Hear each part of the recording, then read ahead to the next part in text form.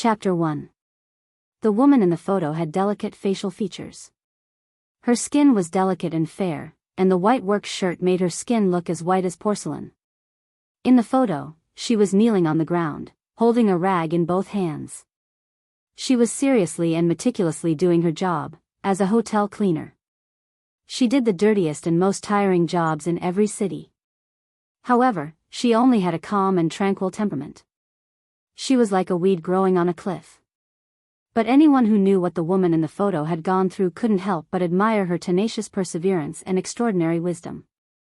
But for the rich lady holding the photo, she hated it to the core. "Yi Qian, do you want to live?" Let's see if I'm willing or not." An elegantly dressed young lady with bright red lipstick pursed her lips tightly. She stared at the photo with a cold gleam in her snake fangs, cold and vicious. "Yi Qian. You shouldn't be alive," the rich lady said gloomily with a strong murderous intent. She wouldn't let go of someone who knew all of her secrets, even if it was her cousin. The lives of the poor were worthless. Those who shouldn't live should just disappear. She took away everything that belonged to Yi Qian. Now that she was in a high position and married into a good family, she naturally had to play with her cousin who knew her secrets. Yi Qian. She had no choice. If she died, it would be hard to explain to her husband who knew that she had a cousin who didn't do her job properly. "You didn't pass the probation period. The hotel has decided not to hire you. Pack your things in 3 days and get out of here." Yi Jian, who was 28 years old, was fired again after 2 months of work.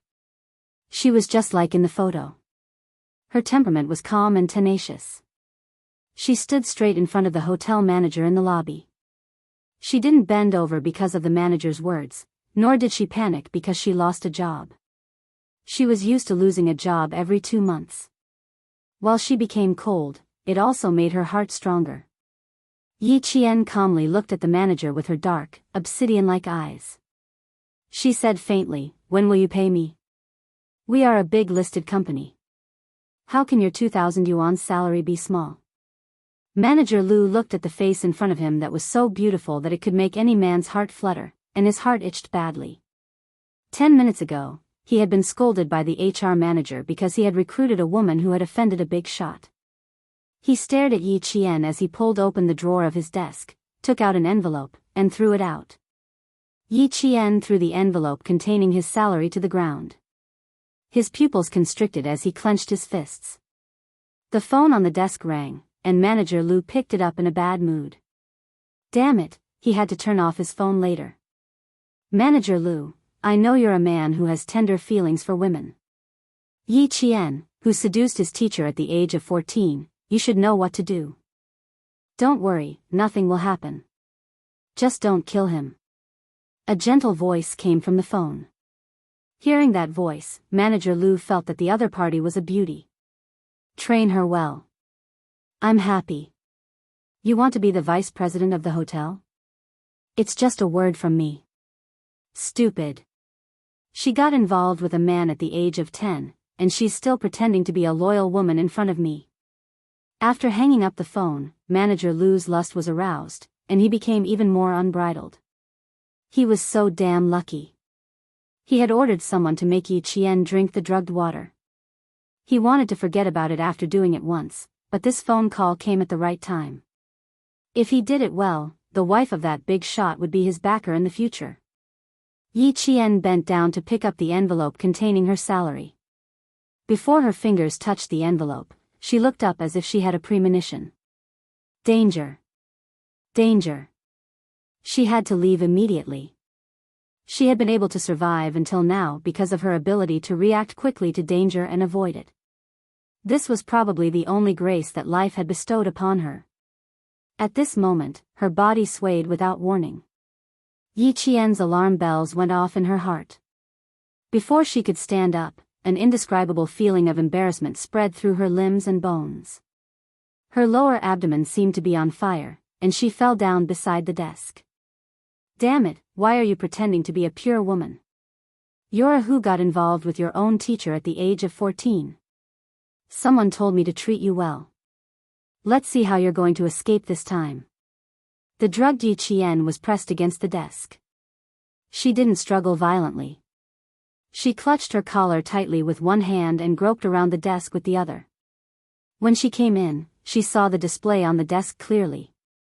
With just a glance, she could remember the things on the display, where they were placed, and which were things that could be used as tools for self-defense. For example, there were 7 pens, 2 pencils, and 3 fountain pens in the black leather pen holder. One of the fountain pens was not capped. 2 ballpoint pens. Oh, and there was also a pair of office scissors. 2 buttons on her shirt had been ripped off, and that pair of dirty hands was holding on to her collar. Her pearly white teeth bit down on her lower lip. Even if she bit it until it bled, she didn't let go. Pain could make her more clear-headed, and she wouldn't succumb to the drug. Yi Qian was a woman who could fight with her life on the line, and she was also a woman who could be ruthless. At the age of 14, she was framed for seducing her own math teacher. So many years had passed, and no matter how much her cousin, who had married into a powerful family, had played dirty tricks, she still managed to survive. Today, whether or not she could survive, she had to fight for it. Yi Qian, who hadn't wasted any energy struggling, grabbed the uncapped fountain pen and stabbed it hard into the man's arm. The sharp tip of the pen pierced into Manager Lu's arm. Caught off guard, the man screamed and let go of the pen. Yi Qian, who was already battered and exhausted, picked up the envelope containing her salary without any emotion in her eyes. She dragged her weak legs and staggered away without looking at the beast whose arm was covered in blood. Before she could take 2 steps, the hair on the back of her head was grabbed. Damn it! How dare you hurt me? Manager Lu was a man after all. Even if he was injured, he still had the upper hand against a drugged woman. Bang! Yi Qian, who was holding her head, was slammed onto the office desk. Immediately, warm liquid flowed out. Manager Lu was furious. He slammed Yi Qian's head onto the desk again and again. He roared violently, "You shameless bitch. I'm going to kill you today." Yi Qian knew that she had lost a lot of blood. Her head felt like it was going to shatter from the impact. She placed her hand on the office desk and reached for the scissors in the pen holder. The office phone was swept to the ground. If she moved forward a little more, she would have swept the pen holder over. Holding the scissors, Yi Qian used the last of her strength and stabbed it into Manager Lu's chest with extreme precision. The sharp scissors accurately pierced his heart.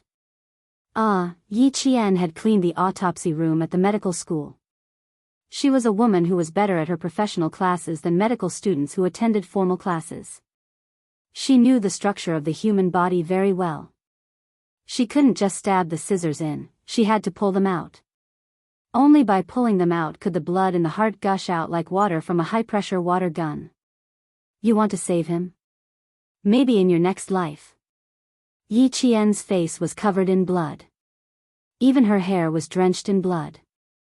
It was as if she had just walked out of hell.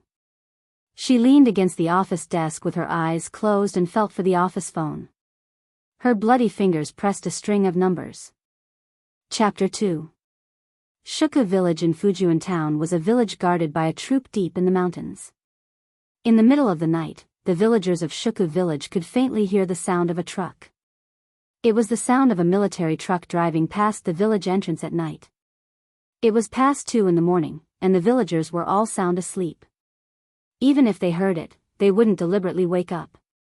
Even if some people woke up, they would wait until they couldn't hear the sound before turning on the lights.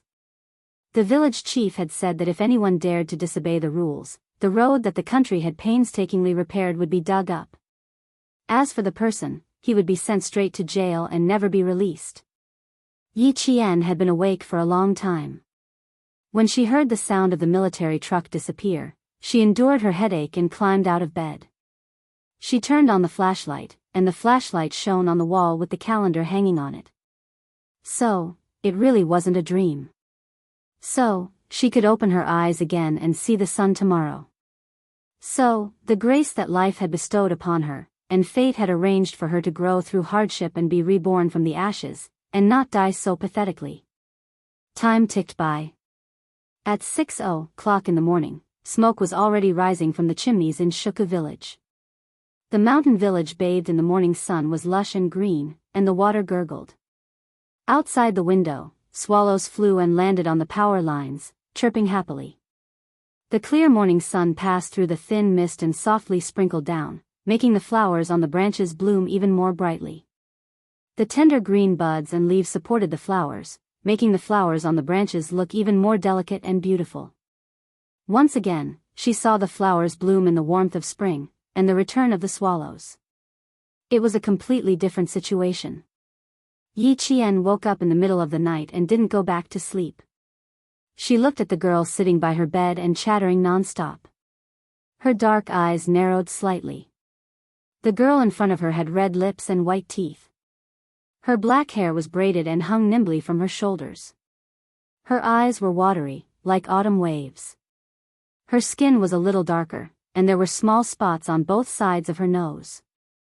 These two flaws weren't considered flaws, but she remembered that she had done a lot of post-production work on them.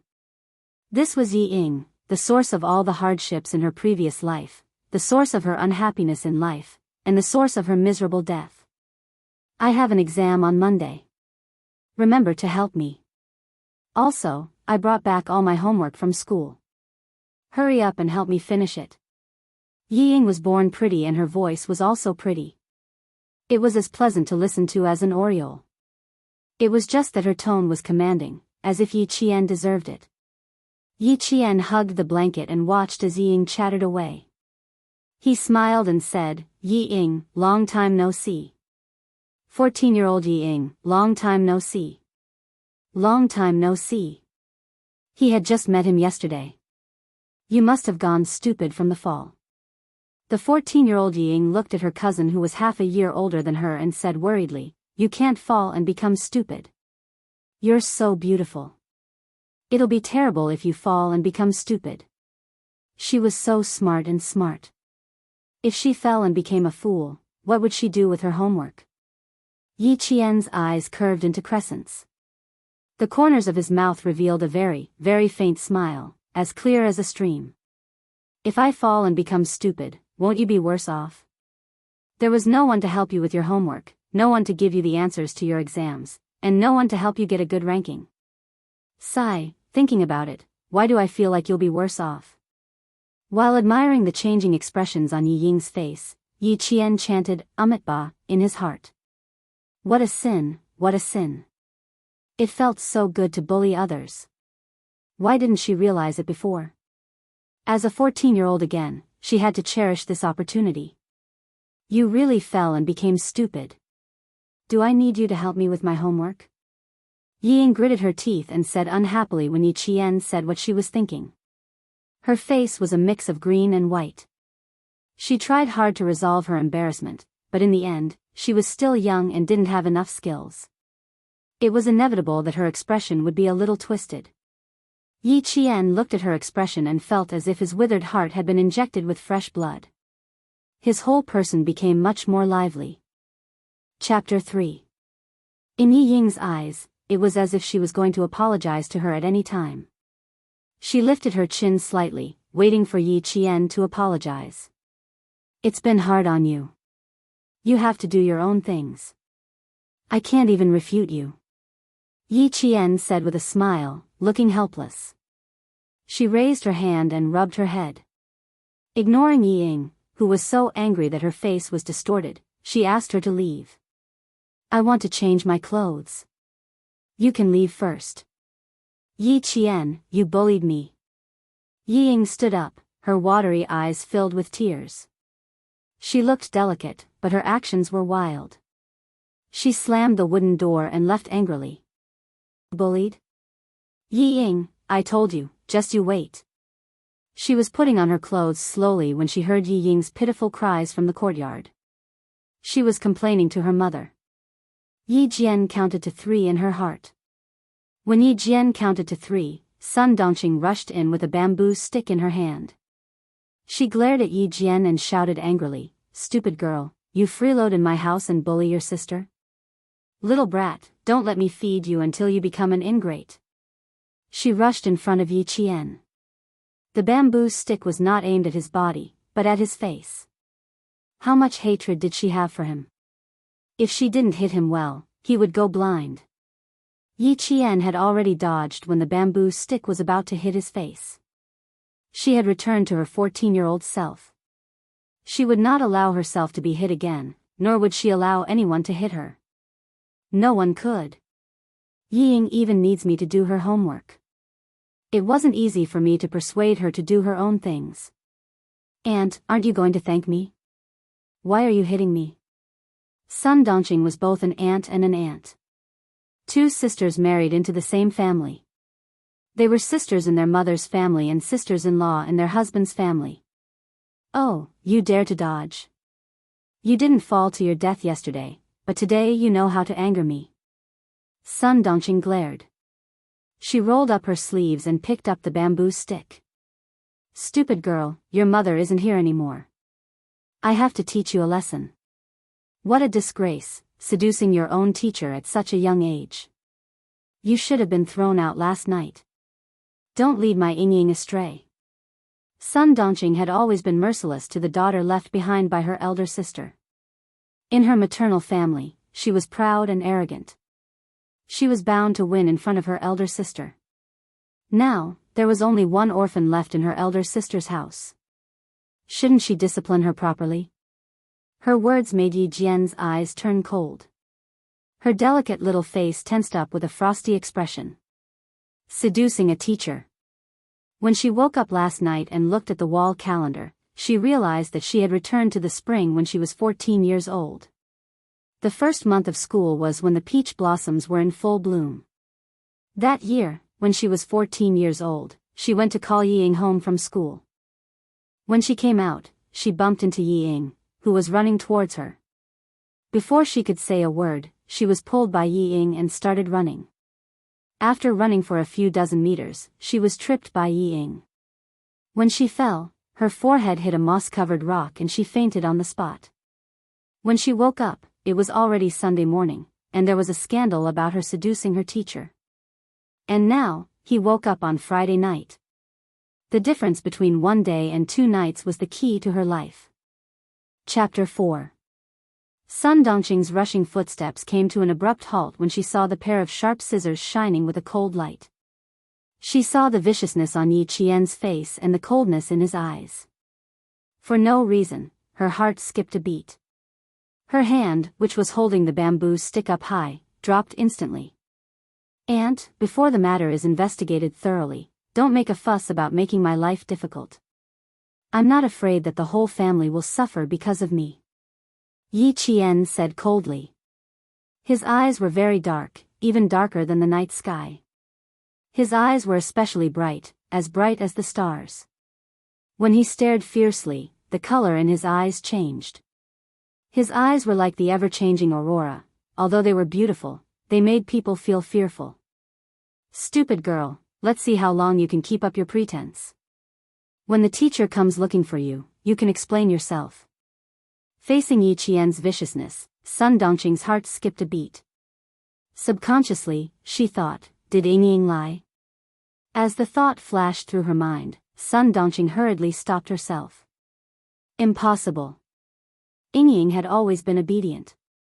It was impossible for her to lie. No, she had to ask Ying.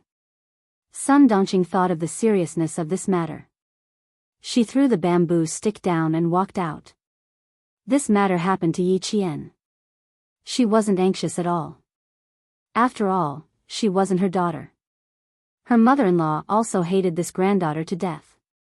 But Sun Dongqing didn't know why, but she felt very anxious.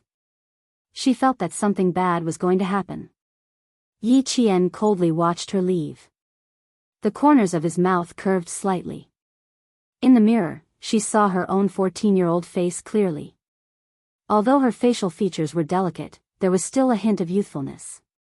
However, the smile on the corners of her lips was already filled with the vicissitudes of life. Her gaze softened slightly. Her faint eyes had an extremely cold look. She looked up and saw Sun Dongqing hurriedly chase out of the courtyard. In the blink of an eye, she disappeared from her sight. Yi Qian coldly retracted his gaze. He found a comb and began to comb his black hair. Yi Ying, this time, watch carefully. Back then, I let you off because of a momentary lapse in judgment. Now, I will definitely make you beg for death. Under the peach blossom tree outside the house, Yi Ying, who was folding peach branches, was frightened by Sun Dongqing's voice. She pouted unhappily. Mom, you scared me. Sun Dongqing couldn't bear to say harsh words to her daughter, so she asked in a low voice, "What did you say when you came back yesterday? What's going on? What do you mean?" Yi Ying lowered her head, the tip of her nose gently touching the delicate peach petal. She hid the panic in her eyes. How would I know what's going on? Come in and tell me. Sun Dongqing looked around and made sure that no one was around. Then, she pulled her daughter into her bedroom and began to interrogate her. Yi Qian, who came out from the other side of the house, watched the mother and daughter tugging and pulling each other into the house. With a faint smile on his lips, he walked out of Sun Dongqing's house. This was not her home. Her house was located in the innermost part of the village, next to a bamboo forest. Every brick and tile had been added by her parents when they were still alive. Before the age of 4, it was heaven. In front of the house, there was a garden full of peach blossoms. Behind the house, there was the sound of bamboo waves. She sat under the peach blossom tree, resting her chin on her hands as she watched her mother read a poem aloud. Her eyelids gradually drooped as she fell asleep. Her father, who had just returned from digging up spring bamboo shoots, was beside her, peeling bamboo shoots while laughing. Occasionally, he would laugh and say, "Jane is like you. She likes to read." Her heavenly happiness came to an abrupt end at the age of 4. Yi Qian, who was reminiscing until tears flowed from his eyes, saw a villager walking over and quickly wiped the corners of his eyes. Before Yi Qian could greet the villagers, who were busy in spring, they surrounded her and asked about her health. "Aya, Miss Jian, you're awake? Does your head still hurt?" Chapter 5. In the face of their concern, Yi Qian rubbed her forehead in embarrassment. "It doesn't hurt anymore. I just accidentally tripped over Yi Ying. Maybe I was too nervous about the exam at noon and fainted from the shock." "You child, why are you nervous about the exam? Yi Ying is good at studying. Let her copy the exam for you." The villagers began to tease her. They all felt pity for this orphaned girl who had no parents and was living in her uncle's house. Now, their gazes were kind and friendly, instead of pointing fingers at him. Yi Qian pursed her lips slightly and pretended to twirl her hair uneasily. She lowered her head and muttered, "She handed in the exam paper a long time ago. I couldn't copy it even if I wanted to. I only dared to hand in the exam paper when the bell rang." Her words made the villagers burst into laughter. Little Jian was an honest person. However, they did not know that Yi Qian was already paving the way for what would happen next. "Uncle, Auntie, I'm going home to take a look. Please take care of yourself."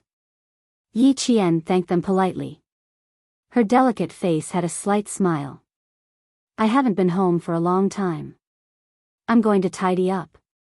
The villagers then realized that she was going back to her home in the village. "Uncle Jen should be there. He has a dog. Remember to shout before you enter the house." Yi Qian naturally remembered. She still remembered how she was wronged and ran home crying. A big black dog barked and rushed out. If Uncle Jen had not appeared in time, she would have been bitten by the black dog. Later, Uncle Jen told her that the black dog was not a dog. It was an underage Tibetan Mastiff. Looking through the layers of peach blossoms, Yi Qian saw her home hidden in the depths of the sea of flowers. It was exactly the same as in her memory. The greenish-black roof tiles and the white walls were as good as new. It was the time when the peach blossoms were in full bloom. The spring breeze caressed her face and the petals danced in the wind. Yi Qian walked through the rain of flowers and walked out of the peach blossom forest to return to her home. Grandpa Jen, Yi Qian, who was just a few steps away from the peach forest, raised his voice. Haiga was a Tibetan Mastiff. He had to shout in advance to prevent the same thing from happening in his previous life. She had jogged over, and before anyone could respond, she had already left the peach blossom forest. Yi Jian stopped in her tracks and looked at the 4 unfamiliar men who were sitting in the field and eating noodles. He nodded slightly and asked, "Is Grandpa Zhen here?" She only glanced at it once before lowering her gaze. She saw someone raise his hand and quickly take something off the wooden table. It was a gun. Looking down again, the 4 of them were wearing boots that ordinary people wouldn't wear. They were military boots. They were sitting upright, with their backs as straight as a poplar tree. Also, their hairstyles were crew cut, which was the uniform crew cut in the army. These 4 people were all soldiers. They sat in front of their house with smiles on their faces. They seemed to be chatting casually about something. Because of her appearance, the 4 of them were surprised. Uncle Zhen, who had a piece of cloth around his waist that had been washed white, smiled and said, "Come, come, Lao Ten pickled cabbage. I know you guys. Hey, Miss Jian." It was a girl from the village. The 4 of them quickly stood up. One of the men with square features, who seemed to be the leader of the 4, laughed and said, "Don't be afraid, little girl. We're not bad people." Of course she knew that they were not bad people. Besides, what kind of bad people had she not seen before? Chapter 6. Yi Qian nodded slightly and smiled at them. He did not show any fear of strangers. Instead, he walked over to Uncle Zhen, who was holding a few plates, and said softly, "I'll carry them. Your foot is not good. It hurts when spring comes. It's better for you to sit down." When these words fell into the ears of the 4 soldiers who had stood up, it was really unpleasant. They all knew that Elder Zhen's father's foot was not good. Elder Zhen's foot was injured on the battlefield. When spring and winter came, it would hurt badly. This time, they came back to give Elder Zhen's father a special cold-dispelling medicinal wine.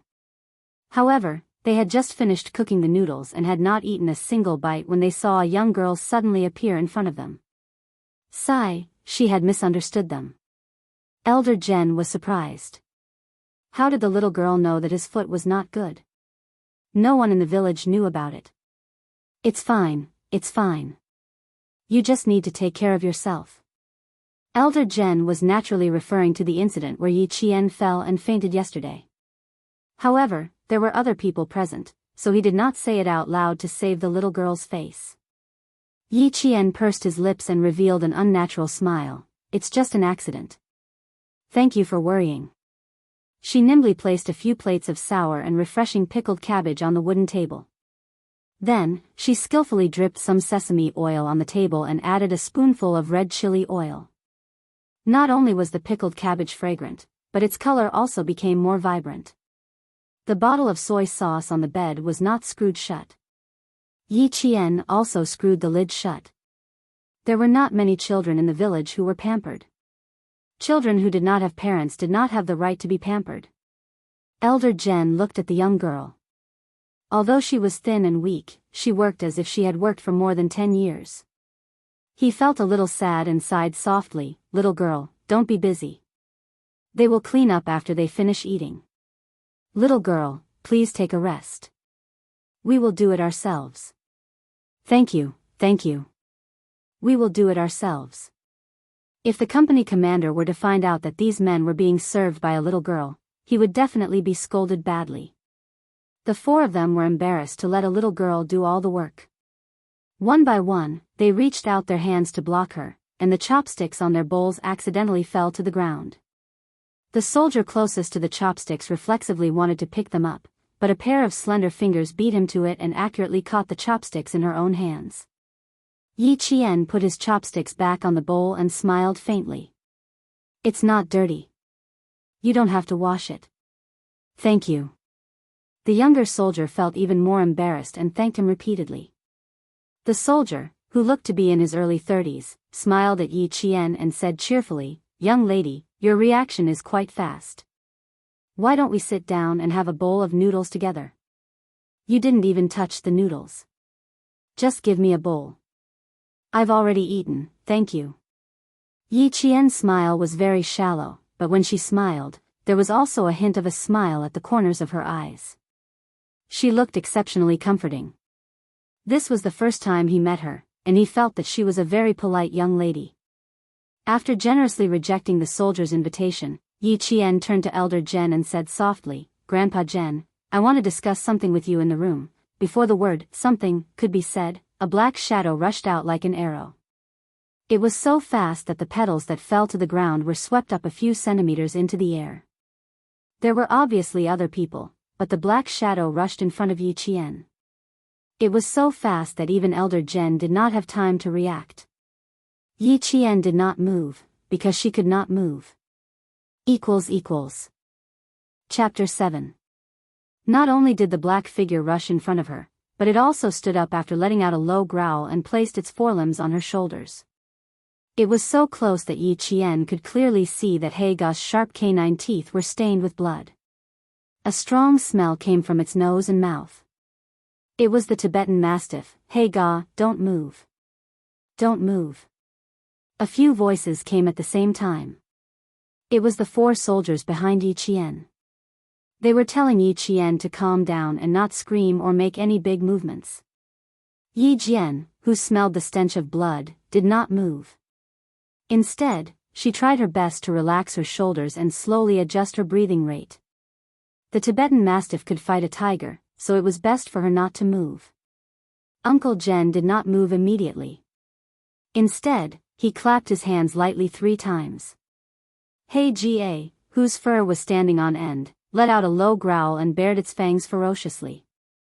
It looked like it was going to bite Yi Qian's neck in the next second. The man and the dog looked at each other for a few seconds. Haega let out another low growl and moved away from Yi Qian. It obediently leaned against Uncle Zhen's side. Yi Qian, whose expression did not change, took a deep breath and finished what she wanted to say with a smile. "Grandpa, I have something to tell you in the room." There were many brave people, but not all brave people could be so calm. What was a Tibetan Mastiff? The 4 soldiers sitting there all knew what it was. The Tibetan Mastiff by Uncle Zhen's side was the first generation of the Iron General. Its fighting ability, reaction speed, and ferocity were all at the first level.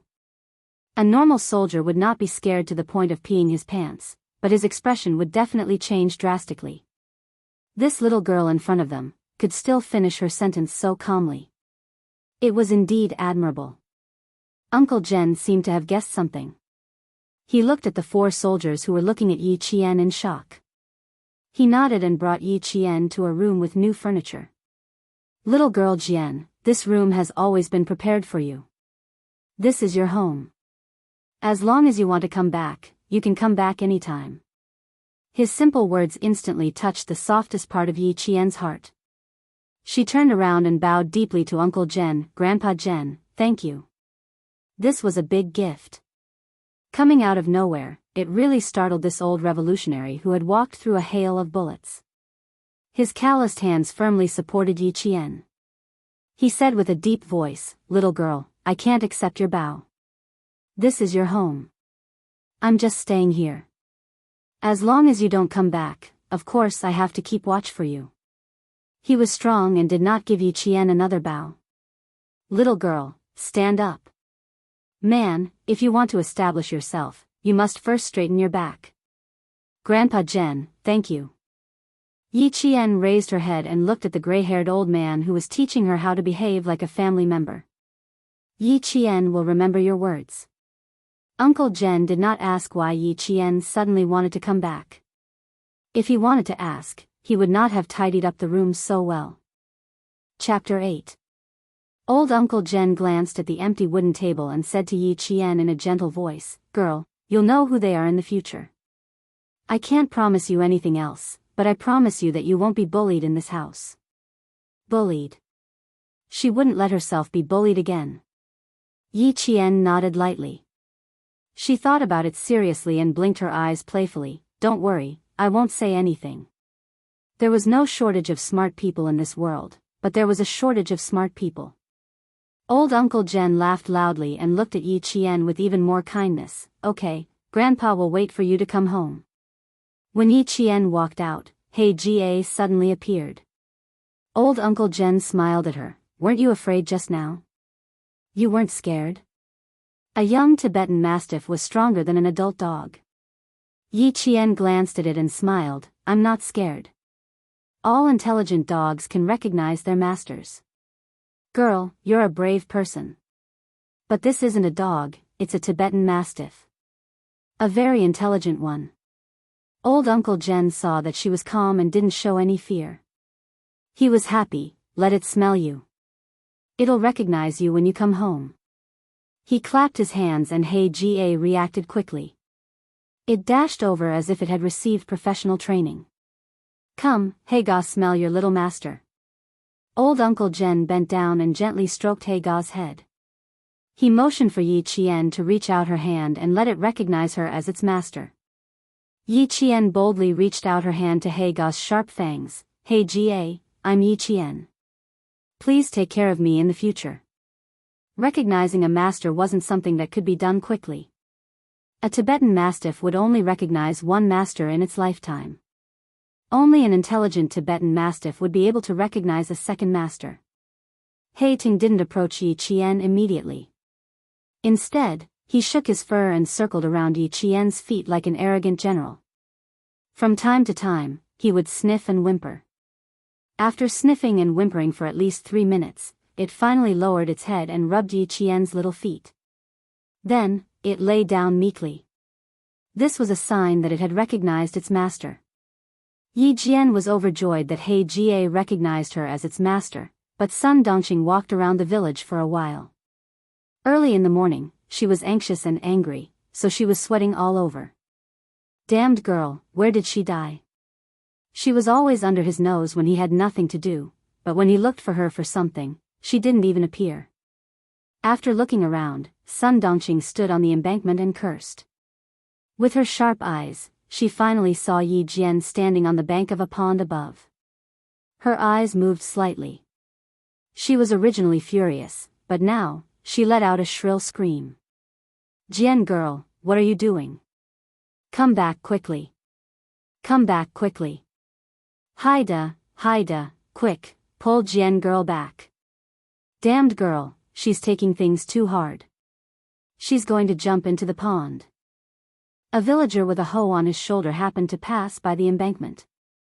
When he heard this, he was so frightened that he dropped his hoe and stumbled a few times.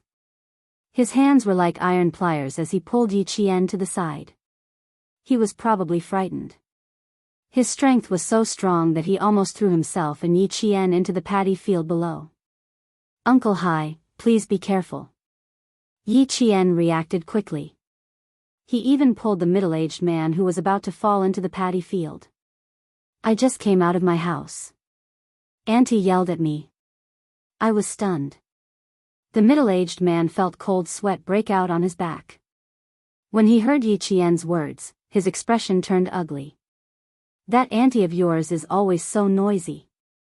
She's almost scared my soul out of me. Chapter 9.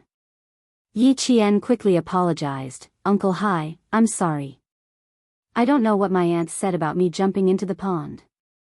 Even though I'm young, I know that jumping into the pond will cost me my life. I can do anything else, but I can't do this. Heh, the little girl's spirit has risen after a fall. The middle-aged man laughed when he heard this. He raised his hand and rubbed Yi Qian's head. It's good that she's more spirited. If she's like your aunt, she'll scare me to death sooner or later. Below, Sun Dongqing ran all the way over, shouting, You little girl, don't get me killed. You're so young, yet you don't say anything when something happens. You even know how to jump into the pond. If you die, it'll be a clean slate, but I'll be criticized behind my back for the rest of my life. Who taught you to do such a stupid thing? Jump into the pond, jump into the pond. Stupid girl, if you have the guts to jump into the pond, why don't you have the guts to let the matter rest? Yi Qian saw her shouting and her actions were extremely exaggerated. In order to show that she was really anxious, she purposely missed her foot and stepped into the water field. When she pulled her foot out, she realized that her leather shoe was stuck. She even remembered to pull it out and put it on before running. After running for 2 steps, she fell again. She didn't even have the dust on her body, making it seem like she was really anxious. Her voice was loud and the matter was so serious that the villagers who were busy at home all rushed over. They didn't understand why they came back. They only heard Sun Dongqing shouting and thought that Yi Qian had done something embarrassing and felt that she was going to jump into the pond. What happened? What happened? Little girl Jian jumped into the pond? How can a child know how to jump into the pond? Quick, go and see what happened. That woman Sun Dongqing is so scared. It was undeniable that Sun Dongqing was really willing to go all out for Ying. She was a smart woman. Yi Qian always knew that he had suffered a lot at her hands in his previous life. But this time, he wanted to make her lose all her face. What's wrong with my aunt today? She looks like she's lost her mind. Why do you look just like my grandfather before he fell ill? Yi Qian muttered softly to himself. He didn't need to be too loud, just loud enough for Uncle Hai, who was picking up the hoe, to hear. He raised his head and looked at Sun Dongqing, who was screaming and jumping as she ran over. He chuckled and joked, "Isn't that so? You're crazy." He paused and looked at Yi Qian with a smile. "When your grandpa had a relapse, you were only 3 years old. How did you know?" "Yes, he got sick on the 7th of April. He ran out alone on the 27th of October and found Grandpa in the reservoir at 4 in the afternoon." Yi Qian lowered his eyes slightly. His voice was filled with sorrow, and Uncle Hai couldn't help but sigh. He glanced at Sun Dongqing and sighed. "This auntie of yours. She's spouting nonsense. Why don't you reply to her?" Yi Qian smiled bitterly. His whole body was filled with helplessness. He said softly, "The innocent knows that they are innocent, and the muddy knows that they are muddy. Uncle Hai, I'll head over first. There are some things that I still need to talk about. I'll go with you." "Sai, you're such an honest child." When Uncle Hai saw this, he felt a pang in his heart. Yi Qian had no parents, so he wanted to dote on him. On the other side, Sun Dongqing saw that the 2 famous gossipy women in the village had rushed over. She also saw that Yi Qian didn't reply to her criticism as usual. She was secretly pleased with herself. Chapter 10. There were 2 famous gossipy women in the village. They carried Sun Dongqing to the pond while inquiring about the situation. 2 of them wanted to know, while the other wanted to spread rumors. After a while, the villagers who came over knew what was going on. "No way, seducing a teacher. Are you serious? Hey, little girl, you're not even fully grown yet, but you already know how to seduce people?" Sun Dongqing seemed to be scared out of her wits. She howled, "Isn't that so? When I came back yesterday, my Yingying didn't dare to say anything, so she pretended to faint. If Yingying hadn't let it slip today, I wouldn't have known about this. I told you, a pretty girl will ruin things. Look, isn't this happening now? She thinks she can seduce people just because she's pretty. TSK, TSK, TSK. Be careful not to lead your Yingying astray." The 2 gossipy women spoke one after another, convicting Yi Qian in just a few sentences. The villagers who didn't know what was going on were stunned when they heard this.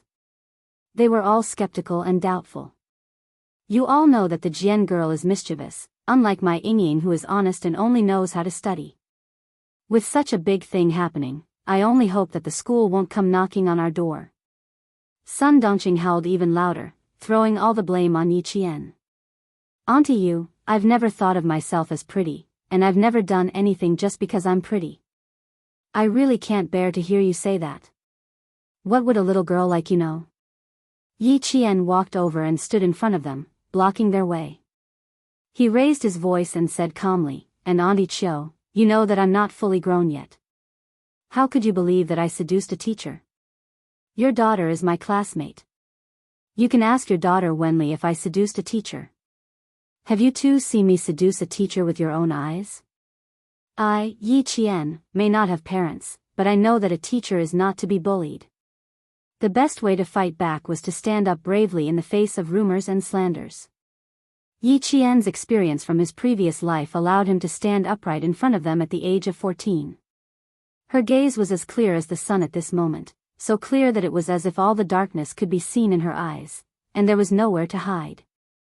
Sun Dongqing was stunned when Yi Qian stood in front of her and said his first sentence. This wretched girl actually dared to talk back to him, and even talked back in front of the neighbors. After being stunned for a while, he thought to himself, oh no, I'm afraid that this wretched girl is not easy to deal with. Throwing a tantrum and pestering endlessly was her specialty. When she saw that the situation was not right, she cried out, "Ayaya," and started to make a fuss. Elder sister, you left a troublemaker with me. She even knows how to talk back. Are you trying to piss me off? Are you trying to piss me off? Aunt Yu and Auntie Chiu were still supporting her on either side. After Yi Qian finished speaking, they couldn't help but look embarrassed. When Sun Dongqing started to make a fuss, the two of them tactfully let go of her. She continued to make a fuss. Yi Qian looked on coldly, pursed his lips, and calmly said, I was an orphan when I was young. This is something that everyone in the village knows. Auntie, you don't have to talk about it every day. It's precisely because I'm an orphan that I have to be more careful. Because I don't have the qualifications to cause trouble. Chapter 11. When Sun Dongqing heard this, she immediately stood up from the ground. She stopped complaining and slapped her thigh. You dare to talk back? You wretched girl, do you respect me as your aunt? You dare to talk back to your elders like this? I know what kind of person you are. You even dare to talk back to your elders. Seducing a teacher, you think you can't do it? Aunt, you said that I seduced a teacher. Have you verified it? Have you gone to the school to ask? Have the teachers come to our house? Did you ask Ying what's going on? Yi Qian calmly dragged Ying into the conversation. Not only did she stand upright, her words were even more upright. A few villagers that Yi Qian met early in the morning also gathered around. They understood what was going on and started talking about what happened yesterday. Little Jian was in the middle of an exam. What do you mean by seducing a teacher? Wasn't it Yi Ying who dragged Miss Jian away and tripped her? How is this related to seducing a teacher? Sun Dongqing could no longer keep up with Yi Qian's pace, especially when Ying was mentioned. She panicked and wanted to interrupt, but there was no chance. The villagers started talking among themselves and comforted Yi Qian. There's no smoke without fire. You didn't do it, so why would others accuse you? Sun Dongqing was furious. She pulled apart the neighbors around Yi Qian and pointed at Yi Qian. Flies don't bite a flawless egg. If you were a good person, no one would dare to criticize you. Yi Qian looked straight at her and even smiled faintly. No matter how good an egg is, it can't withstand being slandered. Aunt, uncles, and aunts haven't heard of it, but only you know. Your niece wants to ask you, where did you hear about it? How about this, why don't we confront each other face to face? You are my aunt, my relative. I don't think you want me to be wronged. Yi Qian knew that this was the only way to prevent the villagers from thinking that he was really going against Sun Dongqing. Sun Dongqing, who had made up her mind, clenched her teeth tightly. On the surface, she put on a pained expression as she beat her chest and stomped her feet. Do you know what I've wronged you and what you've done? That damned girl was still being stubborn even now. I want to keep it a secret for you, but can I? When the villagers heard this, they felt that something was amiss. This kind of thing. If Sun Dongqing hadn't told them, they wouldn't have known. The child is still young, how could he do such a thing? Seducing a teacher, how big of a crime was that? Sister-in-law Dongqing, I think you'd better call the person who passed the message over and confront him face to face. That's right, this kind of thing that tarnishes a child's reputation, whoever spouts nonsense is going to suffer 1,000 cuts and 10,000 cuts. Yi Qian stood steadily. His words were loud and clear, without a trace of guilt. His expression was bright, his eyes were clear, and his movements were calm. It was enough to prove that she had been wrongly accused. Confrontation? How could there be a confrontation? Sun Dongqing was secretly gritting her teeth. She glared at Yi Qian with a fierce and gloomy expression. Yi Qian, now that you've grown up, your wings have hardened, haven't you? I haven't grown up, I've just become more sensible. I know the severity of the matter, and I know that I have to stand up for this kind of thing. Seducing a teacher requires a time and place. Since Aunt is so sure that I'm shameless, then you must know everything. Chapter 12. Yi Qian didn't back down and instead advanced. This made Sun Dongqing a little nervous. She said firmly, "Stupid girl. I really took your kindness for granted. Fine, when the teacher comes, I'll see what you say." She couldn't stay here for too long. If she stayed any longer, Sun Dongqing felt that she wouldn't be able to handle it. Stupid girl, did she change her personality in one night? She even knew how to bring the villagers here to testify. She couldn't be bothered with her. Seeing that the situation wasn't right, she, who had always been clever, quickly shook her hand and left while cursing. At this moment, the surrounding villagers all understood what was going on. They all criticized Sun Dongqing for being unreliable. It was Yi Qian's bad luck to have such an aunt. After saying a few words, a few of the more thoughtful people gently nudged the people beside them, indicating that it was better to speak less. After all, Sun Dongqing had a husband who was the deputy mayor of Fujian town. It was said that he might be promoted to mayor this year.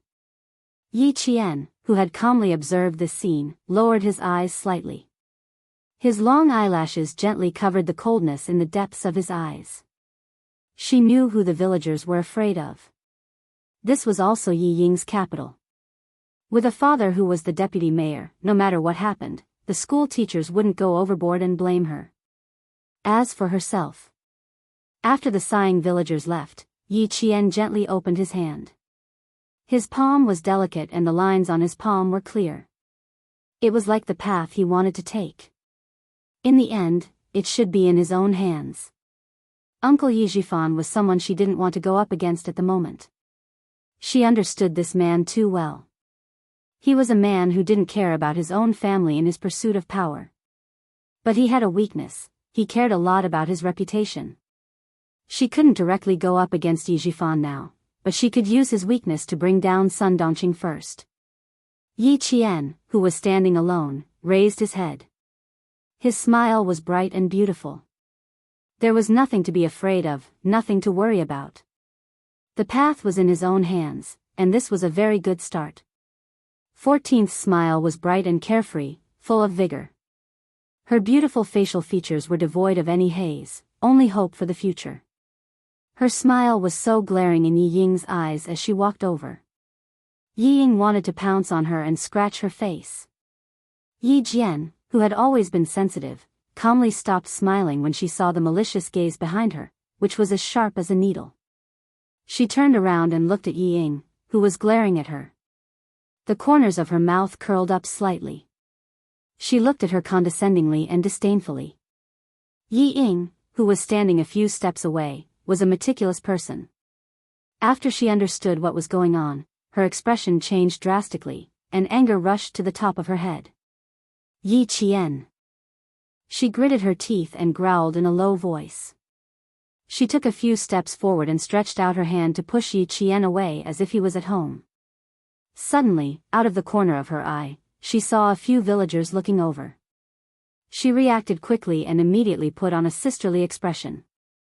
She reached out and placed her hand on Yi Qian's shoulder. Yi Ying, you disgust me, and I disgust you as well. Yi Qian avoided her easily and didn't let her act disgust him even more. He chuckled coldly and said, "You know what I mean. Don't put on an act for others to see." In the eyes of the villagers, Yi Ying from the deputy mayor's family had always been obedient. She was good-looking, good at her studies, and had a good personality. Chapter 13. I'd like to see if you've really changed. Yi Ying couldn't be bothered to keep up the act. She wasn't the scheming Yi Ying anymore. Yi Ying couldn't be bothered to keep up the act. She was no longer the scheming Yi Ying. Yi Ying couldn't be bothered to keep up the act. She pulled a long face and said fiercely, "You eat my food and live in my house. You're worse than a dog when you leave my house." Yi Qian looked at her. His dark eyes were like the calm sea, vast and boundless, but also extremely deep and cold.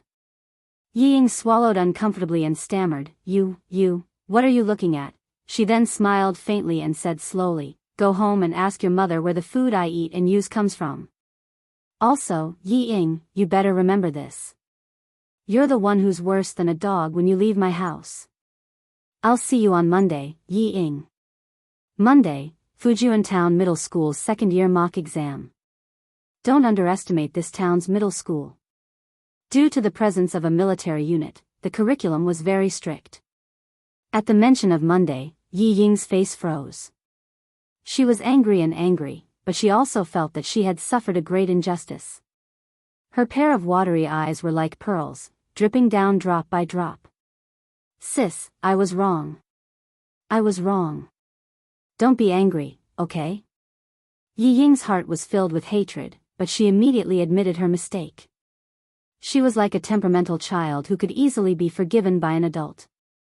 Yi Qian glanced at the hand tugging at his sleeve and looked over with a half-smile. "I've seen plenty of two-faced people. The more you hate me now, the more aggrieved your expression is. I know what you told your mother." As Yi Qian spoke, he suddenly leaned over slightly. His dark eyes were cold as he carefully stared at the flustered Yi Ying. "So, the reason you dragged me away yesterday was because you were seducing the new math teacher." Yi Ying, who was flustered, heard this and felt guilty. In order to cover up the truth, she raised her voice and said sharply, "Nonsense. You know very well whether I'm talking nonsense or not." Yi Qian raised his hand and patted the back of Yi Ying's hand gently. He smiled faintly. "Yi Ying, you've never been good at language. You definitely didn't remember this sentence." At that moment, Yi Ying felt as if something was branded on the back of her hand that had been slapped. She was so scared that she quickly flung her hand away. She then looked at Yi Jian, who was clearly smiling faintly. She seemed to be the same as before, but there was something vaguely different about her. Yi Jian's dark eyes looked at her, and there seemed to be a slight smile, but she saw more coldness. "Yi Jian." Yi Ying wanted to raise her voice as usual, but when she opened her mouth, she realized that her voice was trembling. "I'm going to tell my dad. You bullied me. You bullied me." Yi Ying saw that Yi Qian, who had always acted weak in front of her and whom she looked down on, left without looking back. She was anxious and scared, and she cried even harder. Chapter 14. When Yi Ying chased after her, she happened to see Sun Dongqing talking to village chief Zhang Difu, who had gone to the town government office early in the morning. She vaguely heard her mother asking about the town's middle school teacher. Yi Qian, who was in front of her, turned around and naturally heard it too. He looked at Yi Ying with a half-smile. He didn't say anything, but it made Yi Ying's hair stand on end. "Isn't there a new math teacher in the city? I heard that." Hearing this, Yi Ying forgot to cry. Like a cat whose tail had been stepped on, she shrieked, "Mom, what are you asking about all day?" Yi Ying, who had a guilty conscience, was most afraid of mentioning the teacher. Her sudden shriek made Sun Dongqing's heart skip a beat. "What are you shrieking about? All day long, play, play, play. Do you think you're a concubine? I'll take care of you. If you were a concubine, you'd still be living here." It sounded like she was criticizing Yi Ying, but she was actually scolding Yi Qian indirectly. Yi Qian just smiled and pretended not to hear. Yi Zhifan wasn't back yet. With a guilty Yi Ying around, seducing the teacher wouldn't cause a stir in the village for the time being. Sun Dongqing saw Yi Qian's nonchalant expression, as if he didn't care about her at all. She, who had finally calmed down, felt a sharp pain in her heart. She rolled her eyes and sneered, "Oh, you're back to pack your things and leave. That's right, my house is small, how can it accommodate a big Buddha like you?" Her original intention was to threaten Yi Qian. "Stupid girl, let's see if you still dare to talk back to me. How dare you be naughty? Without this house, where can you go?" Village Chief Zhang Defue was already frowning. He wanted to ask a few more questions, but he saw Yi Qian's eyes fill with tears. His eyeballs were about to fall out. He sobbed and said, "Aunt, how long are you going to accuse me? What's seducing the teacher? If I admit to this baseless accusation, will I still be able to live? Aunt, I beg you, please give me a way out." With that, Yi Qian covered his face and ran away. She still had to go to the neighboring village to look for her classmate, Zhang Bin, who had handed in the papers with her yesterday. Back then, the matter of her seducing her teacher was settled as soon as she woke up. When she woke up from the fall, she was scared silly. By the time she came back to her senses, everything was settled. Only Zhang Bin, who had handed in the papers one after the other, was the only one who stood up for him. Yi Qian looked as if she had suffered a great grievance and even ran away with tears in her eyes. Sun Dongqing and Yi Ying were dumbfounded. Village Chief Zhang Defue couldn't stand it and said unhappily, "Jifan's wife, Jifan only has one niece. You're his aunt. Do you think you're speaking like an elder?" After saying that, he flung his sleeves and left. Sun Dongqing was so angry that she slapped her thigh and cursed herself for being so unlucky. She also said that she was so nice to Yi Qian. Anyway, after Yi Qian covered his face and left, she couldn't explain herself anymore. Yi Qian, who had already gone to the neighboring village, couldn't hear them. Even if he did, she wouldn't take it to heart. She didn't take the main road, which was a waste of time. Instead, she took a small path that only required her to climb over a mountain. When spring came, all the hibernating animals came out. Even the hibernating snakes started to come out. Yi Qian casually picked up a twig that was 2 fingers thick. It wasn't to ward off snakes. She wasn't afraid of snakes since she was young. Holding the twig in her hand was just a habit. Chapter 15. The flowers on the mountain were in full bloom. As they walked along the mountain path, the white birch trees blocked out the spring sun. Deeper into the mountain, Yi Qian could see an iron fence that stretched along with the mountain. This was a fence set up by the troops stationed deep in the mountains to prevent civilians from trespassing into the restricted area, for fear of accidentally injuring the children in the mountains. Halfway up the mountain, Yi Qian heard the rustling of leaves. Someone was walking in the mountains. It was normal for villagers to walk in the mountains, but Yi Qian felt unreasonably nervous. He instinctively hid under a tree and covered himself completely. Gently brushing aside the bushes, Yi Qian saw 3 unfamiliar men carrying something on their shoulders. They seemed to be searching for something. "Fuck, that kid took the money and didn't do anything. What can we get from this place?" The man who spoke was only in his mid-20s, but he was the shortest of the 3. He carefully placed the thing on his shoulder against the tree. "We have to climb up." The tallest man was probably tired from walking and leaned against a white birch tree to rest. "Let's take a break. Fuck, we've been walking in this deep forest for days. If we can't do it, we can go down the mountain and find a farmer to get some food." "Humph, if you're not afraid of death, then go down the mountain and get some food." The man with a pair of gloomy eyes, who was of average height and also the strongest, snorted coldly. He reached into his pocket and took out a cigarette. He sniffed it and put it back into the cap. "Let's go. Let's go up. If we can't complete the task, we'll be starving for the rest of the month." The other 2 men obviously only listened to him. When he said to go, they immediately packed up and left. The shorter man was struggling to carry the thing, so he said to the taller man, "Give me a cannon barrel. My shoulders are peeling."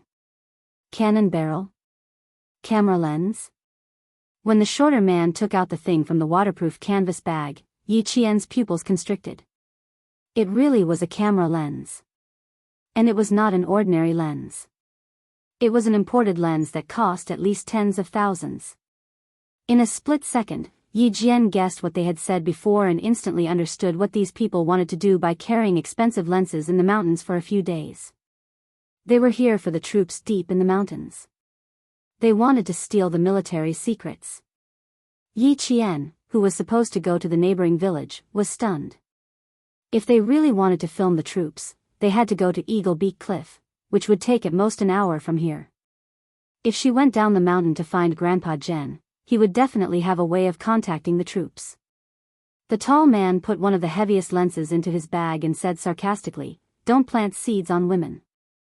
If you have time, learn from Brother Lou. Go to the gym and walk around." The tall man put it aside and reached for his belt. As he unbuckled his belt, he said, "I'm going to pee. You can put it in yourself."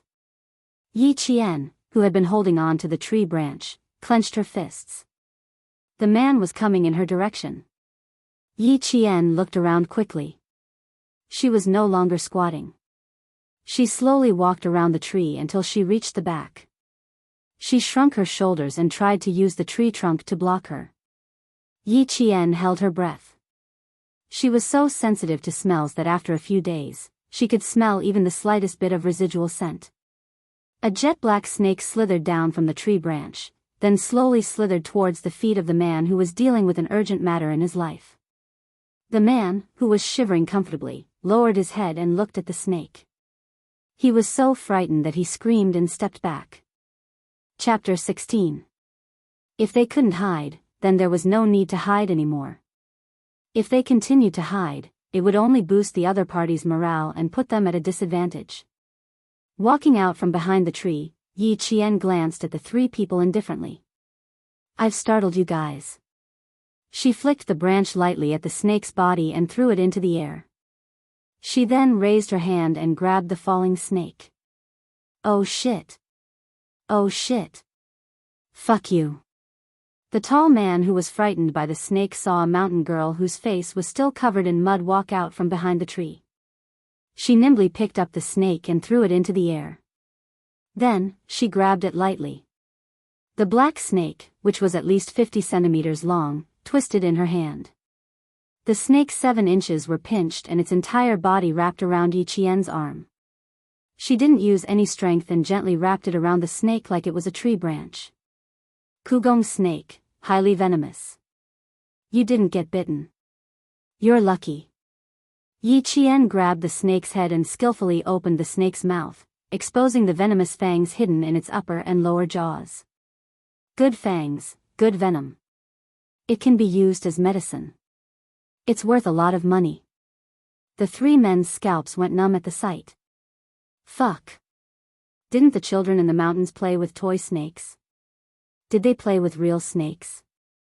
The tall man was so scared that he didn't even buckle his belt properly. Fuck you, you're scared out of your wits.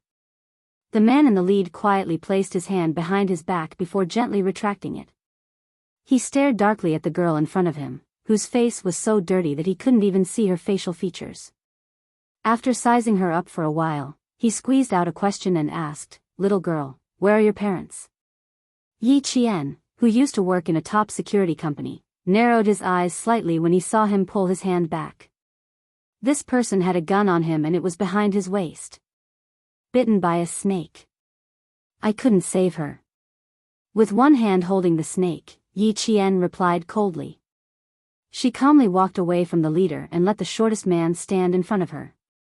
Using the man in front of her as a human shield would at least make her safer. Even if the opponent had a gun, she could still escape.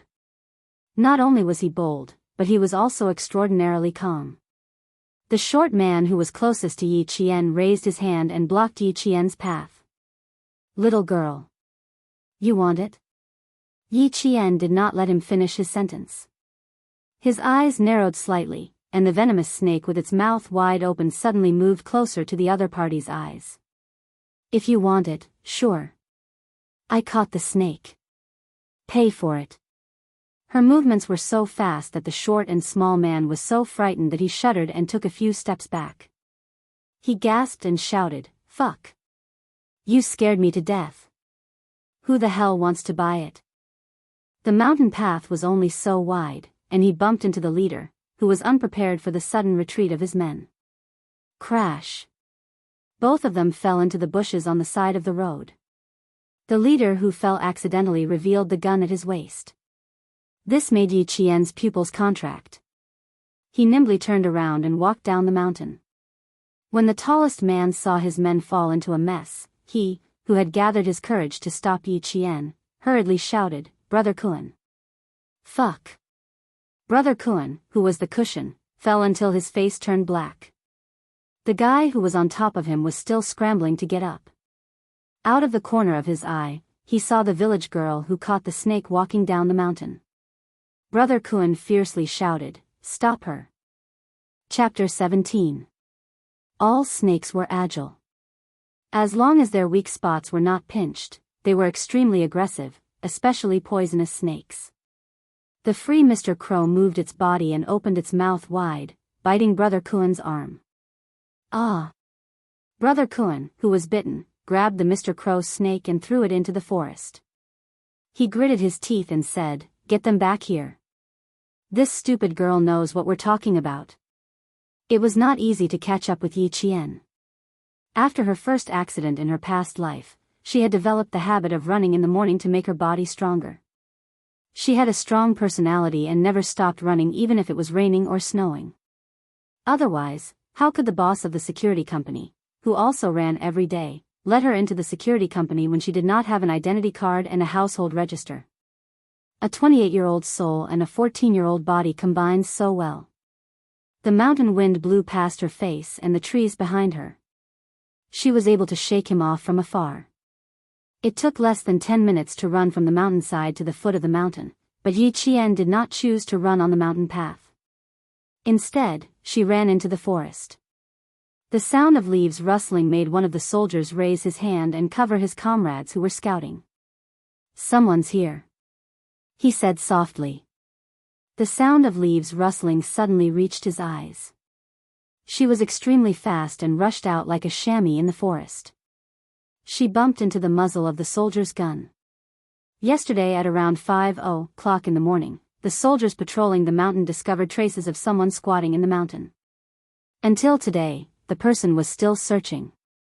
Just in case, their group's steel guns were not equipped with bumpers. They could shoot directly. Yi Jian's forehead bumped right into the muzzle of the gun. She did not get scared, but the soldier who was holding the gun was scared out of his wits. "You little girl." The soldier who broke out in cold sweat recognized Yi Qian, whose face was covered in dirt. He quickly put away his gun and said, "Go back quickly. Don't come to the mountain to play for the next few days."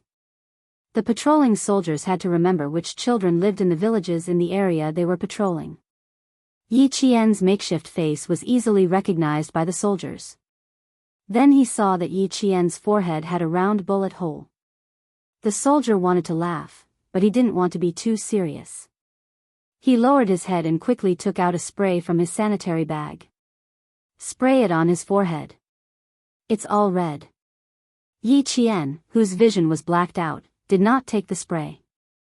Instead, he said to the soldier in combat uniform, "There are 3 people with imported lens equipment. They are 500 meters above us. One of the leaders is called Brother Kuan, and he was bitten by Yugong's snake." Yi Qian raised his hand to rub his aching forehead. He finished speaking in one breath, without the slightest pause. "Stay here and protect her. The rest of you, follow me." Yi Jian, who was rubbing her forehead, heard a voice that sounded like gold and jade coming from below. The man's voice was clean and low, and it was a voice that could be used in a golden palace. Yi Qian lowered his eyes and looked down. "Yes, sir." Among the orderly responses, Yi Qian saw an exceptionally young man with 2 bars and a star on his collar. The man's back was facing him as he stood against the light. He was very tall. His straight back looked like a pine tree that was about to soar into the clouds under the warm spring sun. He was steady, cold, and exuded a majestic aura. Chapter 18.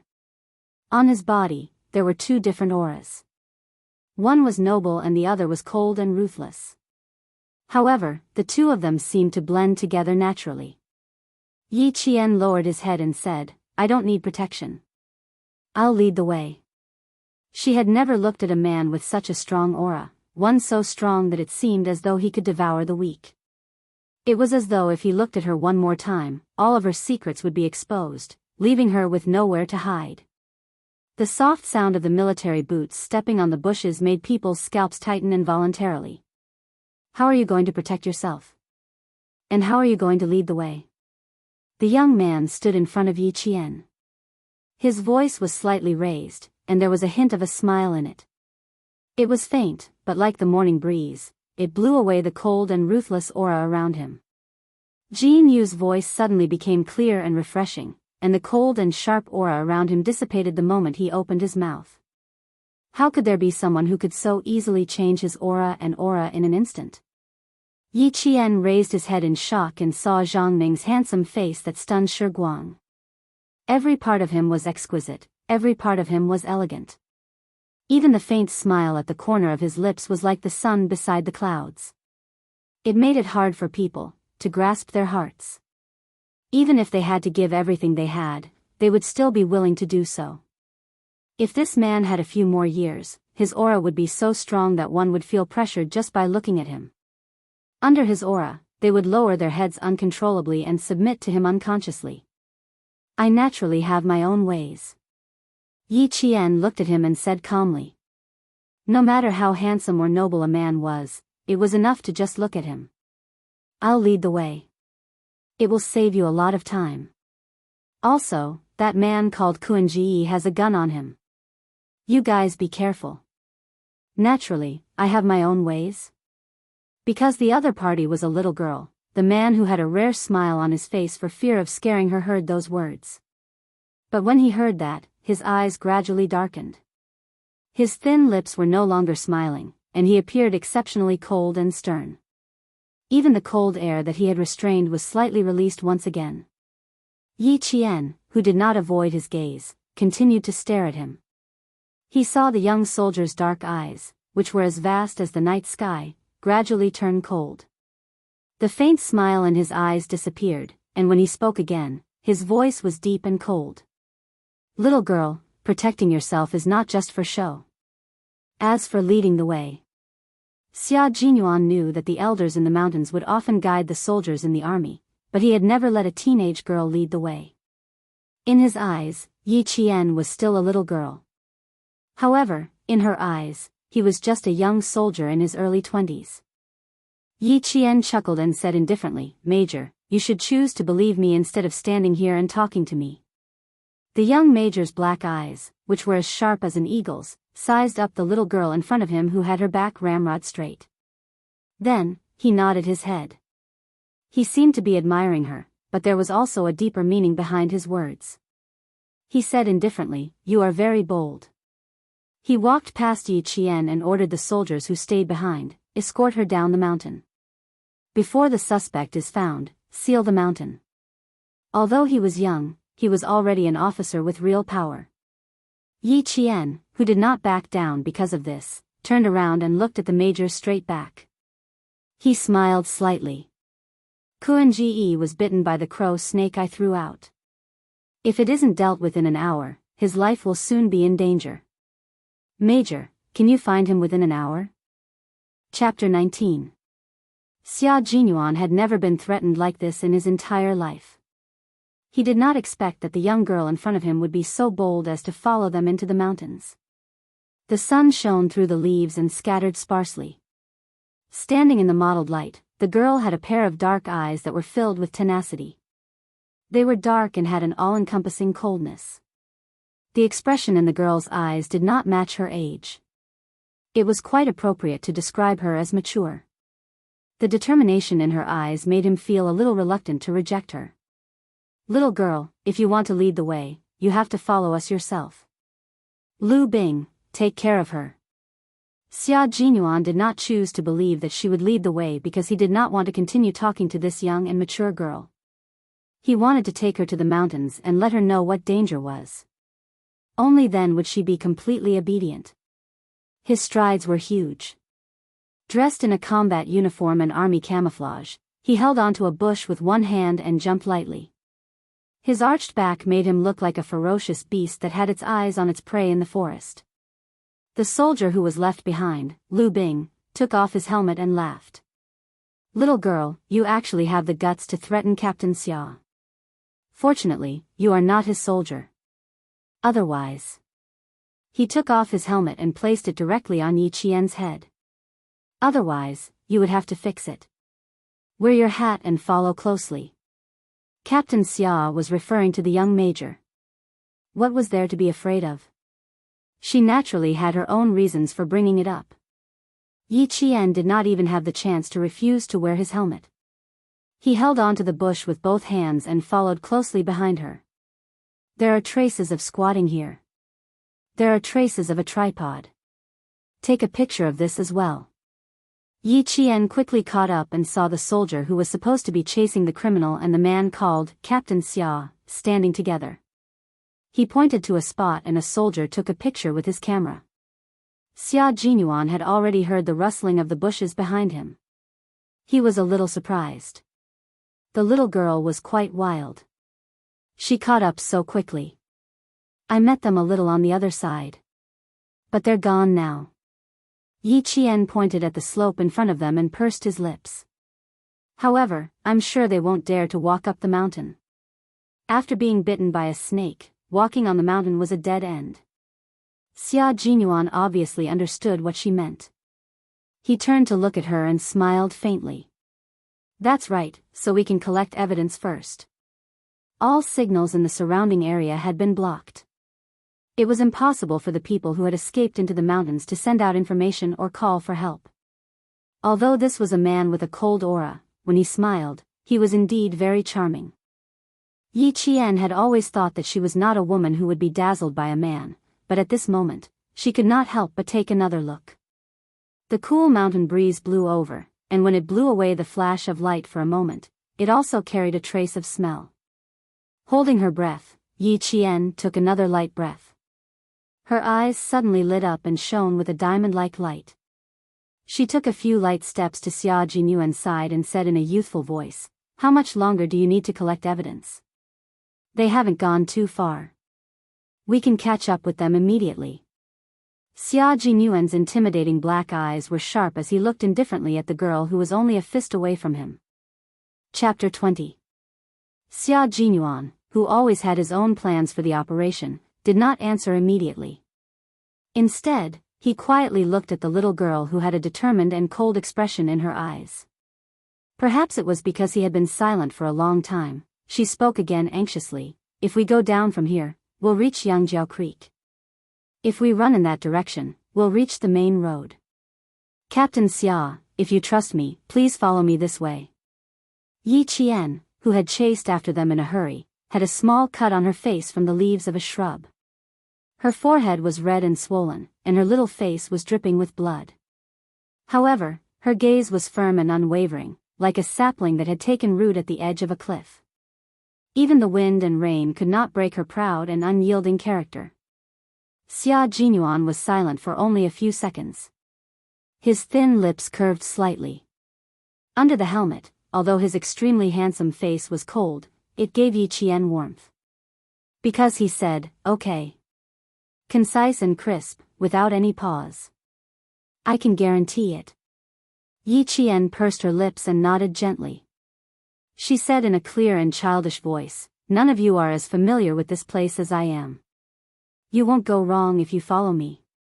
Xia Jinyuan, who was smiling, clasped his slender fingers together, then slowly and coldly waved them out, indicating for Yi Qian to go first. "I can also guarantee that with us around, you'll return home unscathed." Sometimes, one chose to believe because of a look, an action, or a sentence from the other party. Xia Jinyuan believed in Yi Qian because he could see calmness and confidence hidden beneath the calmness in her eyes. She was an interesting little girl. She was wild and knew when to advance and when to retreat. Believing in her was actually not a difficult thing to do. In order to make himself believe in her, her face was tense and her eyes were filled with defiance. It was like the sun shining down from the sky, bright and dazzling. She really wanted to help them. Xia Jinyuan smiled faintly and nodded. He said in a low voice, "We'll be in front, and you'll be at the back.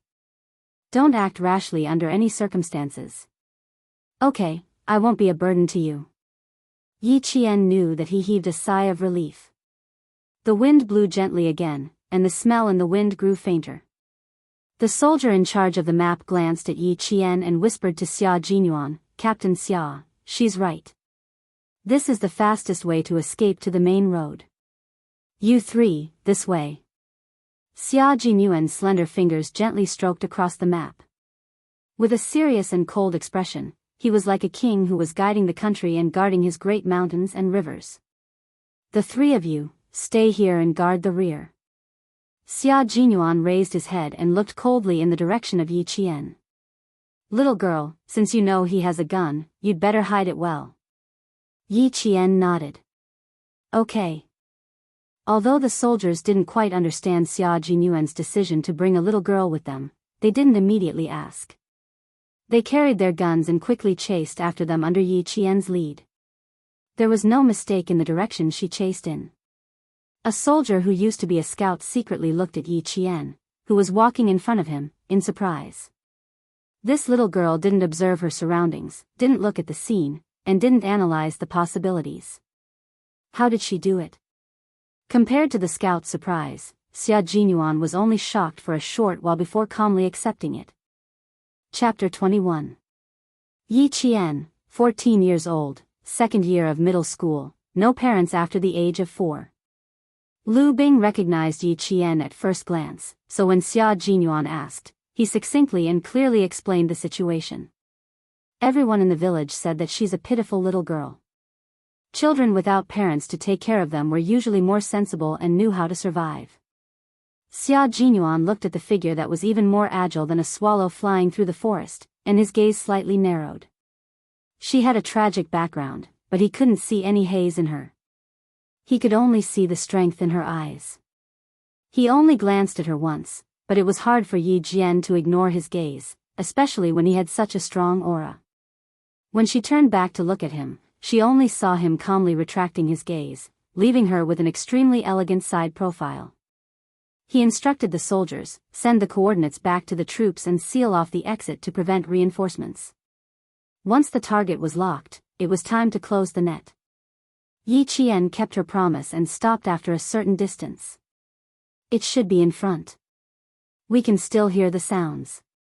She knew that too. They didn't notice. Xia Jinyuan couldn't help but squint. She raised her hand and gestured to them to move forward. The group of people searched in the direction she pointed. It was indeed in front. The rustling of the leaves was obviously different from the sound of the wind. She wondered if they could tell the difference. Yi Qian pursed her lips and thought. Xia Jinyuan, who was the first to come down, glanced around the rocky slope and found the traces left behind by the 3 suspects. The large patch of thorns that had been cut open was the strongest evidence left behind by the suspects. How did she know the exact direction the suspects had gone? How did she know that the suspects had stopped here? Yi Qian came down after her. Before she could steady herself, she felt a questioning gaze on her. She looked up and met the gaze of the person who was looking at her. What a sharp girl. Xia Jinyuan suppressed the growing doubts in his heart and reminded Yi Qian again, "Hide well and wait for us to come back. I'll send someone to send you back to the village later." Who asked him to send someone? As soon as they left, she immediately turned back. She only helped them because in her previous life, when she was at her lowest point, a soldier wearing the same military uniform bought a ticket for her. This was a favor that he would never forget, no matter what. Brother Kun and the other 2 were captured while they were resting. As Yi Qian was leaving, he vaguely heard the sound of a gunshot behind him. Finally, everything returned to silence. Yi Qian did not go back the way he came. Instead, he went to the spring and washed his face. He washed off the dirt that he had smeared on his face before heading to Zhang Bin's house in the neighboring village. By the time Yi Qian returned home, it was already past 4 in the afternoon. As soon as he reached the main road, he saw Sun Dongqing and Ying standing by the roadside with a suitcase in their hands. Seeing her come over, the mother and daughter both rolled their eyes coldly at her and ignored her. When they ignored him, Yi Qian was happy to relax. "Mom, have you locked up the house? You won't be coming back for a while. If you don't lock up properly, you might attract thieves." Yi Ying's worried voice came from behind him. Her voice was neither loud nor soft, and it sounded like she was really worried about attracting thieves. Sun Dongqing snorted coldly and continued her daughter's words with a fake smile. If she dares to come in, I'll beat her up. Beat her until she doesn't dare to do it again. He turned around, thinking that Yi Jian would stop. Who knew, she had already walked far away. Sun Dongqing bit her cheek and spat in disdain. Her narrowed eyes flashed with malice. Chapter 22. On the mountain, Xia Jinyuan ordered the soldiers to stop looking for her through his earpiece. This little girl, he had told her to hide well, but she actually left without saying goodbye. Was it that difficult to say goodbye before leaving? Captain Xia, should we send someone to the village to ask if she has returned? Lu Bing, who had just returned, was a little worried. There were wild boars in the mountains. Don't let them hurt her. The order to return to the team came from the headset. Looking at the darkening sky, Xia Jinyuan smiled faintly and said, "No need. A clever fox can survive no matter where it is. Retreat. Retreat, retreat. Attention, at ease." Returning to the team in the mountains was not as orderly as returning to the field. After the roll call, Xia Jinyuan led the patrol team in the direction of the army in the gradually darkening sky. The sun had already set in the west. The light of the setting sun passed through the forest and shone on the handsome figure walking at the front. He looked even more tall and straight, like a god descending to the mortal world. His steps were very steady, and every step he took seemed to have a biting coldness that made all living things crawl. This was the 20-year-old Xia Jinyuan meeting the 14-year-old Yi Qian today. To the two of them, this was just an accident. The mountain finally darkened, and the village lit up with dim electric lights. Although the village in the 90s was poor and backward, thanks to the army, it was the first village to have electricity. The night in the warm spring was still a little cold. The villagers put on thicker jackets and went to Aunt Xiu's house to watch TV. As the only family in the village with a black and white TV, it was very lively at night. The villagers chatted as they watched the television. After a day of fermenting, Sun Dongqing's actions during the day became a critical meeting at night. Fortunately, she was not there. If she was, she would have jumped up. The owner of the TV, Aunt Xiu, was still indignantly saying in the village, "Sun Dongqing is really not a good person. If I didn't happen to see her, she wouldn't even have the clothes that she brought to school on Monday. She would have locked her in the room all day long. That young girl, you didn't see it. She jumped out and said that I was meddling in other people's business. I could see that this girl was actually quite powerful. Tell me, with Jian Yiling's taciturn personality, how could she be a match for the mother and daughter?" As Yi Qian listened, he closed his eyes and smiled faintly. In this life, change would begin from here. Even though the sky was dark, there was no light in Uncle Jen's house. Other than him, there was someone else in the house. It's good that you've caught them. Move those who should be moved as soon as possible. I'll keep an eye on the village. Uncle Jen, who was sitting in his chair, said slowly in a deep voice, "I'm old now, and I want to find a successor who can help me sometimes." Uncle Jen's eyes were like torches in the dimly lit room. "I've already taken a liking to him. There's no need to trouble the team." A few barely audible breaths paused for a moment before someone said respectfully, "You can make the decision. If you need anything from the team, you can contact us at any time. It's getting late. We won't disturb your rest. Goodbye." The person who spoke stood up. There was a metallic luster on his shoulder that flashed in the darkness. "We'll be in the team tomorrow. We'll be waiting for your guidance. There are villagers trapping bamboo rats in the back of the mountain. Stay away." Uncle Jen didn't get up to send them off. Instead, he gave them a few reminders. After the few people in the house left, he stood up quietly. Chapter 23. The village chief, Zhang Difu, was having dinner when he saw Uncle General. His heart sank as he ran out to greet him personally. "Uncle, you could have just sent me a letter if you needed anything. Thank you for coming here personally. I want to tell you about Jian Yiling." Uncle Jen walked into the yard with his hands clasped behind his back. At 70 years old, he had carried cannons and walked out from piles of corpses. Even though he was old, he couldn't change the military prestige that was deeply rooted in his bones. The villagers didn't know what military prestige meant, but they were all in awe of Uncle General Zhang Difu. Invited old man Jian into the house and asked his wife to leave first. He sighed and said, "Little Jian, I'm afraid you've suffered a lot of grievances that we don't even know about." "Uncle, it's my fault. I thought it would be inconvenient for you to take care of a girl, so I thought it would be better for you to take care of her aunt. She's her biological aunt, and she's also her aunt's." "Who knew?" Uncle Jen raised his hand and said, "It has nothing to do with you. It's your fault." This morning, Jian Yiling thought it through and said she wanted to come back. "I've said it before. She was young, so I couldn't make the decision. But now, she asked for it herself, so it has to be done. She looks like a smart girl, as smart as her parents. She'll definitely become a talent if she's trained well. I won't go to Yijifan's place. You send her to school on Monday and find Yijifan. Tell him everything his wife has done." Uncle Jen's last sentence was spoken in an icy tone. Zhang Difu's heart skipped a beat when he heard it, and he was extremely flustered. He quickly agreed, okay. If Jian Yiling wants to come back, there's no reason to stop her.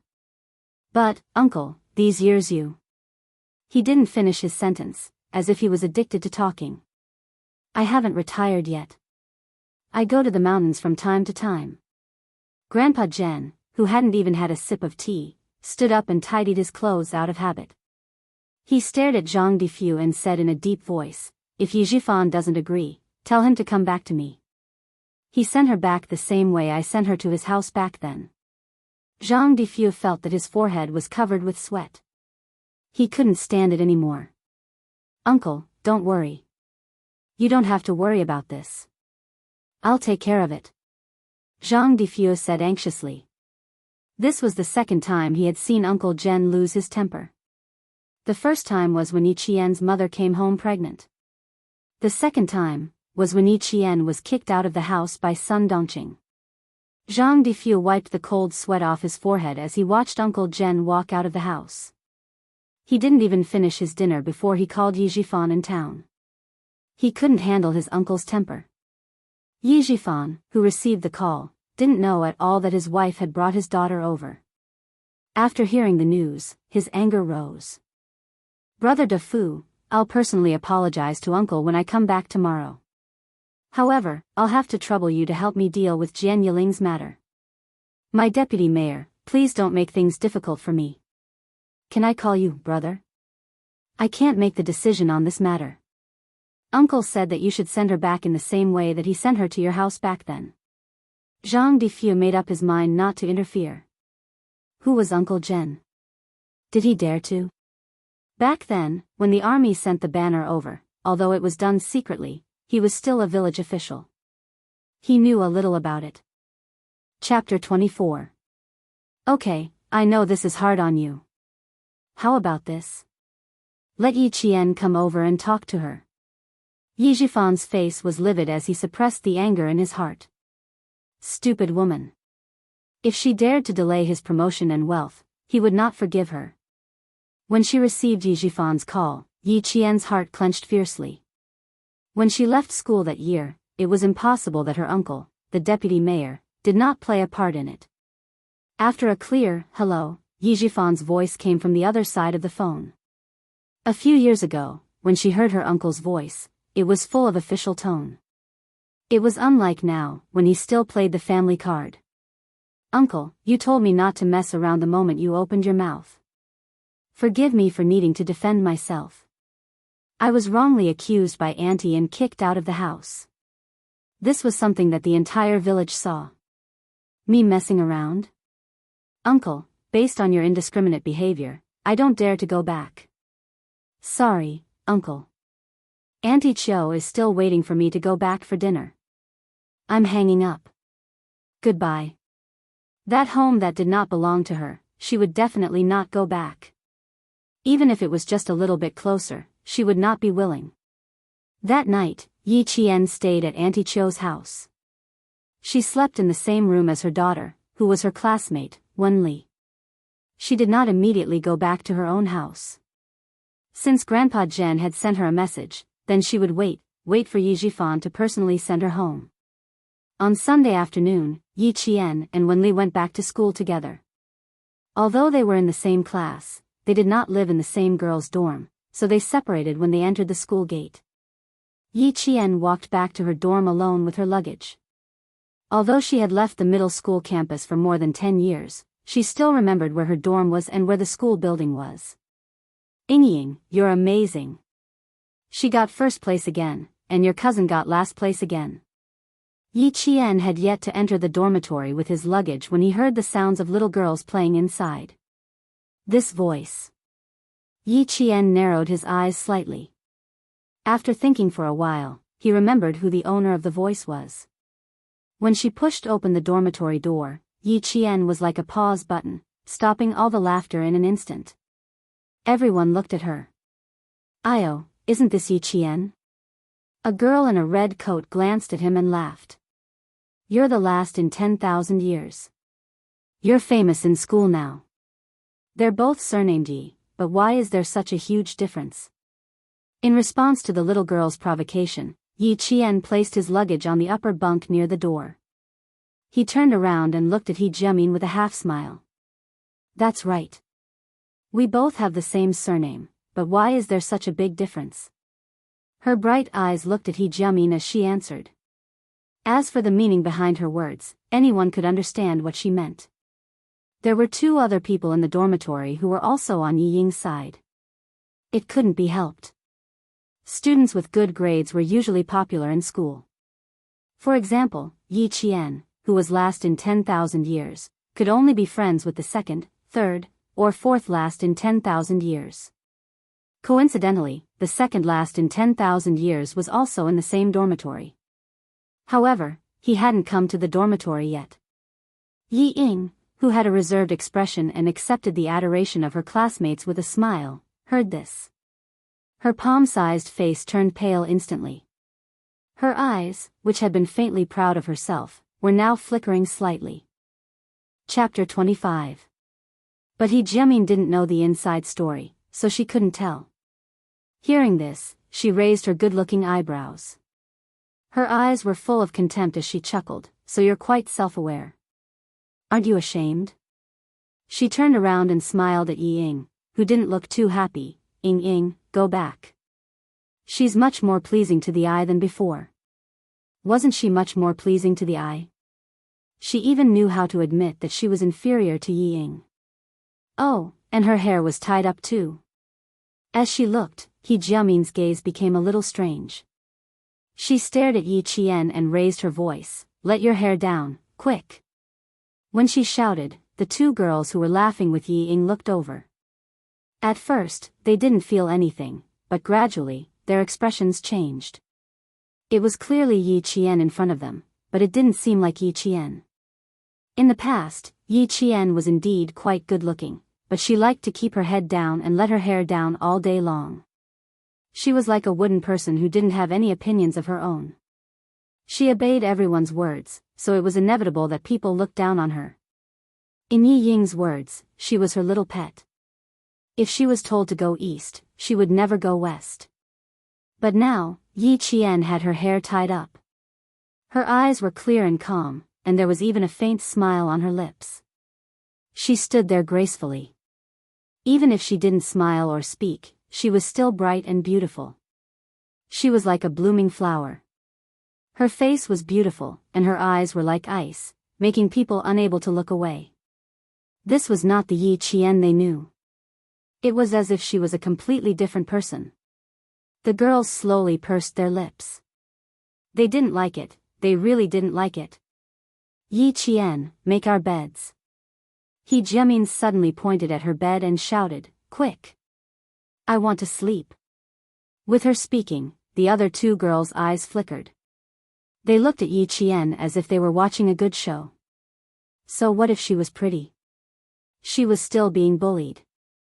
Yi Qian raised her eyebrows. Her calm eyes contained some coldness. She said calmly, "If you admit that you're disabled, I can be kind and help you. You. He Jiamin was so angry that her face turned red. Without thinking, she raised her hand and swung it at Yi Qian's face. Raising his hand, Yi Qian fiercely grabbed He Jiamin's wrist. He stared coldly at He Jiamin and said word by word, "You still want to bully me like before? He Jiamin, you can try." He swung his arm and pushed her forward, pushing He Jiamin down without any hesitation as she was caught off guard. Yi Ying and the other two girls, who had wanted to watch a good show, screamed when they saw her push He Jiamin down.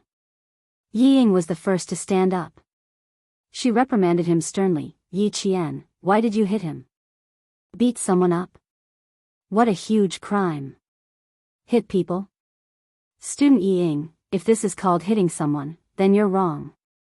I was just defending myself." Yi Qian laughed coldly. He glanced at Yi Ying, who was the embodiment of justice, and turned around to make his bed. He Jiamin, who felt that she had lost face, could not take this lying down. She got up from the ground and threw herself at Yi Qian. "Yi Qian, you dare hit me, you dare hit me."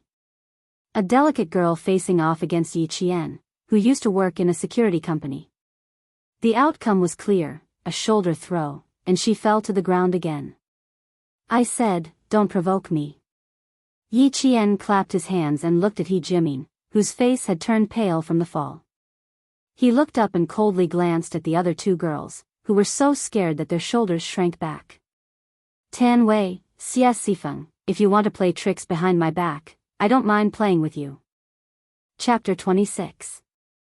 There had been no news of these girls ever since they graduated from junior high school. Yi Qian didn't really want to do anything to them. He just wanted to intimidate them. There was no need for him to do anything. Yi Ying helped He Jiamin, who was scared out of her wits, sit up on the bed. She looked at Yi Qian with a faint smile in her eyes. "You came at the right time." He just didn't know how his mother was doing. "Yi Qian, let's see how long you can be smug for." Yi Ying laughed coldly. Her eyes were not only smug, but also certain. She patted He Jiamin, who was crying with her head down, and said softly, "Let's let her be smug for a while. Don't worry, she'll cry soon." Her words revealed a lot of information. She wasn't afraid of Yi Qian finding out. Since she had returned to school, Yi Jian was already mentally prepared. Similarly, she also had an idea of how to deal with it. Why wasn't Yi Ying afraid? It was because of her parents. The corners of his mouth curled up coldly as he looked at the overly confident Yi Ying with dark eyes. The coldness in the depths of his eyes was faintly mixed with a trace of hostility. He gave Yi Ying a cold smile and said softly, "All right, let's see who will have the last laugh." She was also confident. The difference was that Yi Qian's confidence was based on her own confidence. Seducing the teacher? How could such a big thing be just a show between Sun Dongqing and her mother? In the face of Yi Jian's faint smile and calmness that came from within, Yi Ying, who was secretly pleased, suddenly felt her eyelids twitch a few times, and panic gradually rose in her heart. Yi Ying clenched her fists and pursed her lips. "Don't be afraid, don't panic." She had mom and dad, but Yi Qian, that damned girl, had nothing. What did she have to fight with her? What right did she have to fight with her? As long as Teacher Ke came forward to testify, she would be safe and sound. That damned girl's reputation would be ruined. She would have to live under her nose in the future. Thinking of this, Yi Ying's withered arrogance burned again. She looked away in disdain, lowered her head, and gently comforted He Jiamin. However, Tan Wei and Xie Sifeng didn't dare to stay in the dormitory. They found an excuse that they wanted to go back to the classroom to study and left in a hurry. In the classroom, there were already more than 20 students. More than 10 boys were gathered together, and it was unknown what they were whispering about. Sitting in the middle was a boy with pimples on the tip of his nose. He held a physics book in one hand, lowered his voice, and said mysteriously, "Guess what I found today?" A student writing a love letter to a teacher aroused the interest of this group of youthful boys. They stared at the boy who was deliberately trying to tempt them and said excitedly, "Fuck, do you still need to guess?" Of course it's a love letter, a love letter. Quick, let us see the love letter that Yi Ying wrote to the teacher. Her Chinese results are so good, so she must have written a lot of nice words. Come, read it out. We can use it for reference. Amidst the roaring laughter, the boy cleared his throat and read the love letter that Yi Ying wrote to the teacher. All the boys and girls in the classroom knew what it was. Wow, this love letter is so mushy. You are the blue sky, I am the white clouds, you are the mountains, I am a tree. Did Yi Ying write it? Why does it seem like she copied it from G magazine? Chapter 27. Tan Wei and Xie Sifeng, who had run into the classroom, were dumbfounded. They stood at the door of the classroom in a daze. They had heard every single word of the love letter. Zhang Bin. What nonsense are you talking about? Xie Sifeng's reaction was a bit faster. She rushed into the classroom and yelled at the boy who was reading the love letter, "Shut up. There's no way Yi Ying would write to the teacher. Don't accuse Yi Ying." The girl was thin-skinned, so she vaguely said the word love letter. How could there be a mistake? Who doesn't know Yi Ying's handwriting? Zhang Bin jumped down from the desk. He was the tallest boy in the class. Standing in front of the girl who was only 1.5 meters tall, Zhang Bin was already 1.7 meters tall. His height alone was enough to scare people. Why would I accuse her? These words are her handwriting. They can all testify. The boys laughed even louder. Ha ha ha, Xie Sifeng, you follow the class leader every day. Don't you know? Ha ha ha, you must know. Come, tell us how many love letters the class leader wrote to our teacher. You're talking nonsense. All of you shut up. What do I know? I don't know anything.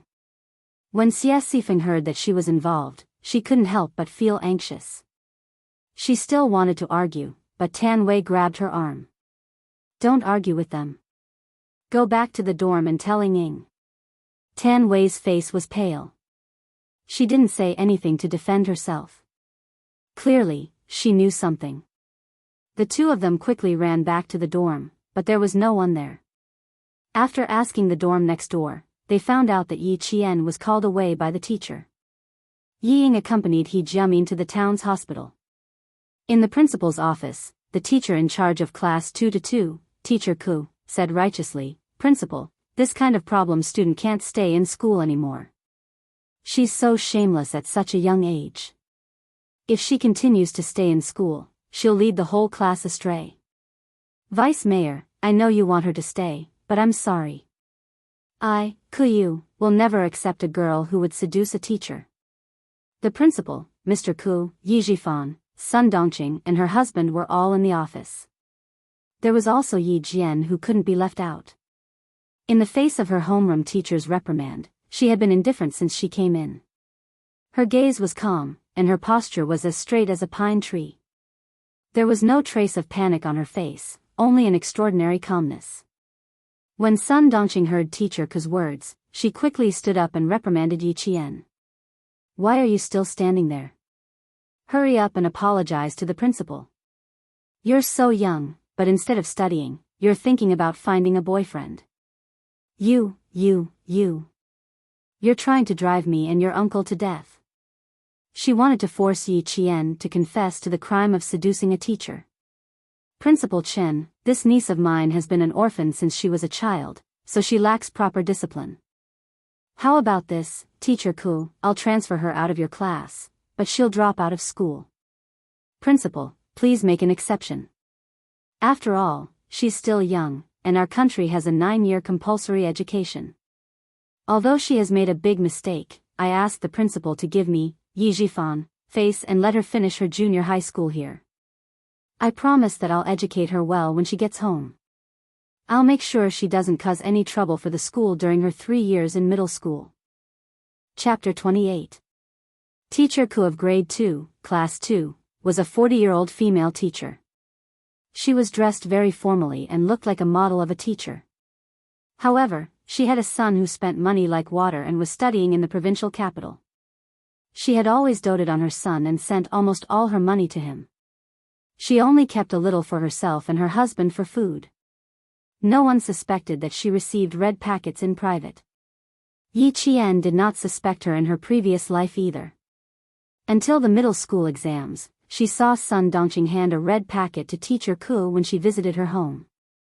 Later on, she gradually understood why Yi Ying was so arrogant back then. It turned out that she had teacher Ku's support.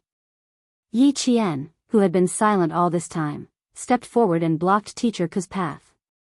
His dark eyes held a faint smile as he looked at teacher Ku, who was in a hurry to leave.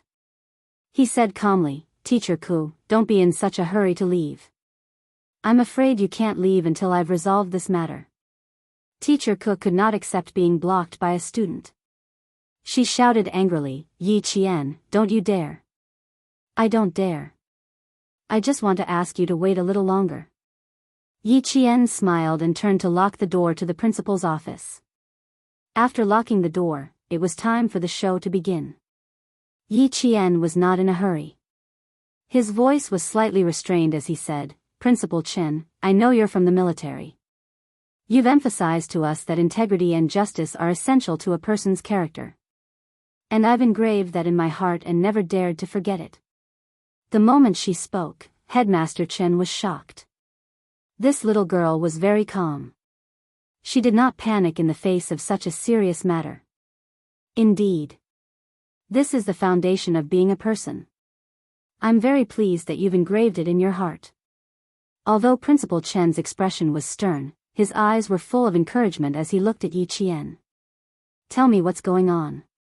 A little girl who was so calm that her eyes were calm and her every move was calm and unhurried. She had the charisma to make people trust her. Teacher Ku's expression changed slightly.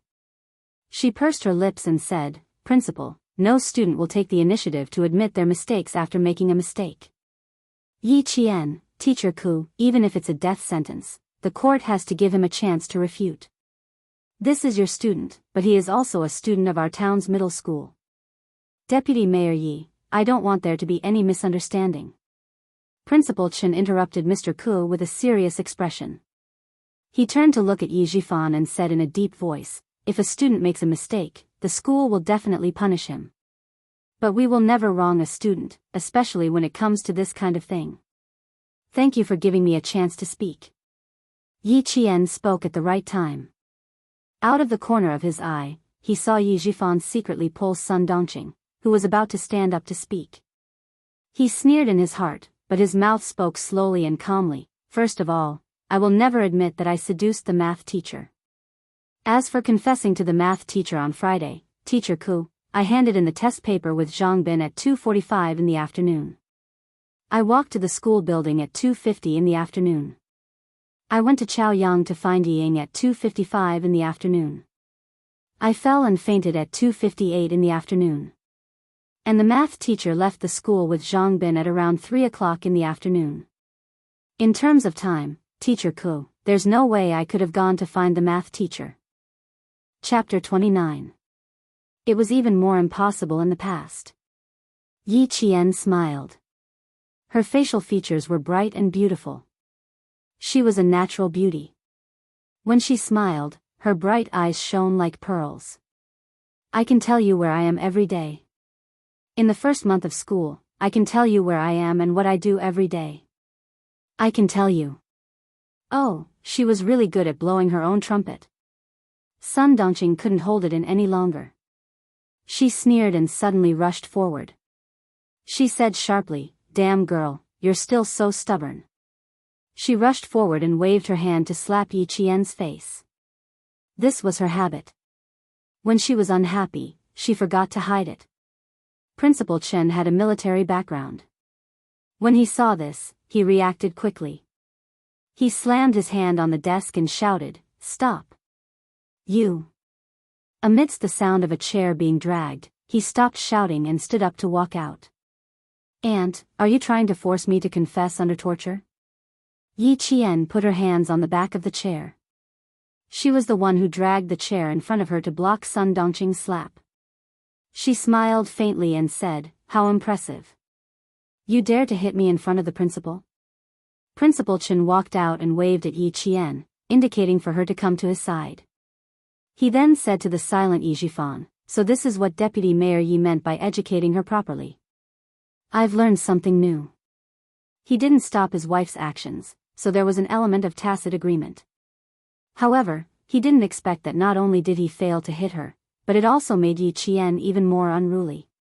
If he couldn't do it the first time, he would have to plan again.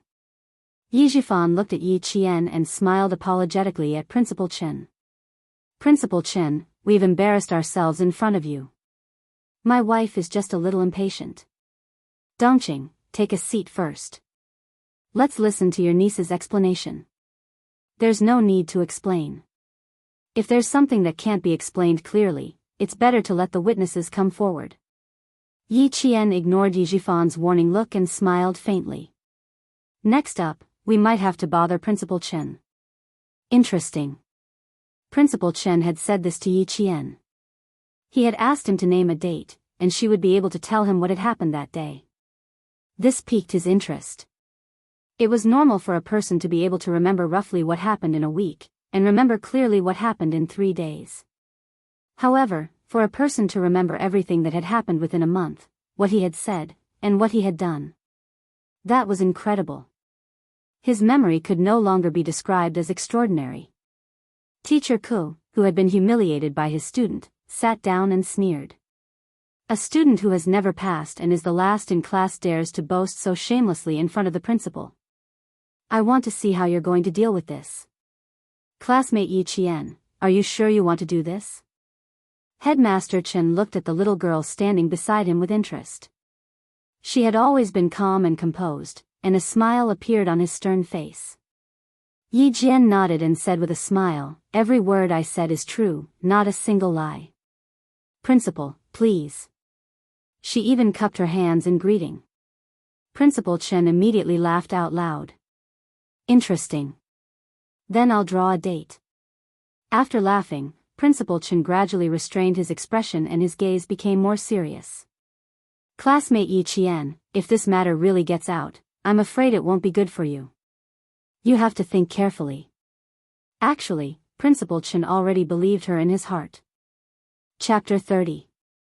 It also made him believe that the so-called seduction of a teacher did happen. But it was definitely not Yi Qian. Yi Qian first invited a few students over. They were all students that she had met before and unintentionally overheard their conversation.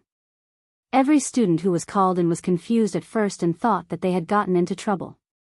Who knew that when Yi Qian asked them and clearly said what they had said at a certain point in time, a few of the students who had secretly spoken ill of the teacher were so scared that their legs turned to jelly. "I know what you all said at that time because I happened to pass by. I don't know anything else," Yi Qian explained with a smile. Immediately, the students whose legs had turned to jelly secretly heaved a sigh of relief. So that's it. She scared them to death. They thought that she knew that they had spoken ill of the teacher. But it was also scary. There was still some time before the evening self-study session on Sunday afternoon. As the students and teachers who entered and left the principal's office changed again and again, Teacher Ku's face was already as white as paper. If she could still accuse Yi Qian of colluding with the first batch of students who came in, then the next few batches. What else could she say? "That day, you didn't answer the questions in math class, so you said something to Yu Jing." Yi Jian recounted what had happened on the 16th of March, the people she had met, and what they had said to each other. Yu Jing comforted Yu and said, "The questions just now were really difficult, so it's normal that you couldn't answer them."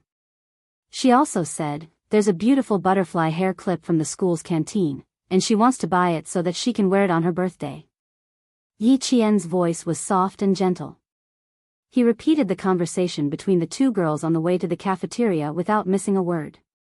The two girls were stunned and their eyes widened in shock. They were both scared stiff. Oh God. She. How could she still remember it so clearly? The girl named Yu Jing pointed at Yi Qian, then pointed at herself, then looked at her classmates. She was so shocked that she stuttered, You. You're too scary. I forgot what I said that day. You. you. Oh God, how did you get this brain? This way, I can still remember it. She wasn't the only one. The rest of the boys were already saying, fuck, fuck, fuck. Looking at the little girl who recited everything they said that day without missing a single word, I fucking forgot what I said, but she actually remembered it all. The boy raised his hand and clasped his fist. Classmate, I'm impressed. You can even remember this? Fuck. For 2 whole hours, a total of 16 groups of students came. Principal Chen was surprised at first, but now he left his office chair. Still in shock, he carefully looked at Yi Qian and said to the last group of students standing in front of him, "All right, you guys can leave first." The boys almost ran away. Oh my God, the girl inside. What is her background? What the fuck? He only had 1 head, but why did it feel like he had 10 heads? It was too fucking terrifying. What kind of memory is this? Yi Qian gently sipped his water and smiled at Principal Chen. Do you want to continue? There were a total of 17 groups of students just now. In order to avoid suspicion, I didn't call any of my classmates over. No need, I believe you.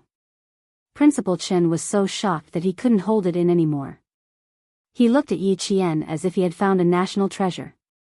Although he tried to make himself look calm, his eyes had already betrayed his current mood. I actually didn't know that our school had such a powerful person.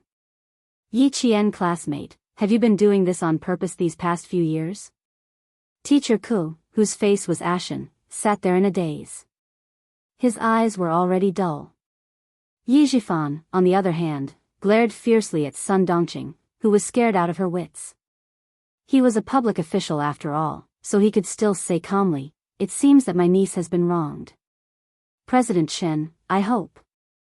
Chapter 31. Yi Ying had no idea what was going on in the principal's office. She was helping He Jiamin back to school from the town hospital when the bell rang for the evening self-study session. The classroom of the second-year class was on the 3rd floor.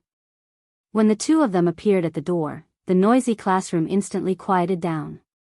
Everyone looked at Yi Ying. A few girls who were not on good terms with Yi Ying had already started to chuckle. Their chuckles caused the quiet classroom to be filled with low buzzing noises once again. Tan Wei had already run over from his seat. He grabbed Yi Ying's hand and pulled her outside. Ying, let's talk outside. Teacher Ku was not here yet. He had to tell her quickly. Yi Ying could not help but frown. She pursed her lips and asked, what happened? Why were they all looking at her with strange expressions? Something happened. Tan Wei looked anxious. He lowered his voice and said, Zhang Bin found that love letter somehow. He was called to the principal's office just now. Hurry up and go take a look. Love letter? Love letter? Yi Ying was only stunned for a second. When she came to her senses, her expression changed drastically. Her watery eyes widened and her whole body trembled uncontrollably. In the principal's office, Sun Dongqing was so angry that her whole body was trembling. If Yi Zhifan had not held her back, she would have torn Zhang Bin, who had handed over the love letter, to shreds. Auntie, I'm just telling the truth. Why are you glaring at me? The love letter was written by Yi Ying. It has nothing to do with Yi Qian. How can you accuse me wrongly? Zhang Bin was not afraid of Sun Dongqing's gaze. He had been waiting for this day ever since Yi Qian came over and told him about it. No wonder Yi Qian was so miserable in class.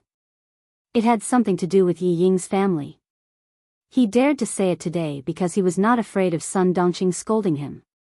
He spoke with the truth. He did not feel guilty at all. Zhang Bin's words made Sun Dongqing so angry that her liver hurt. She could not scold Zhang Bin, so she glared at Yi Qian and scolded, How did our family wrong you? How could you do this to your sister and ruin her future?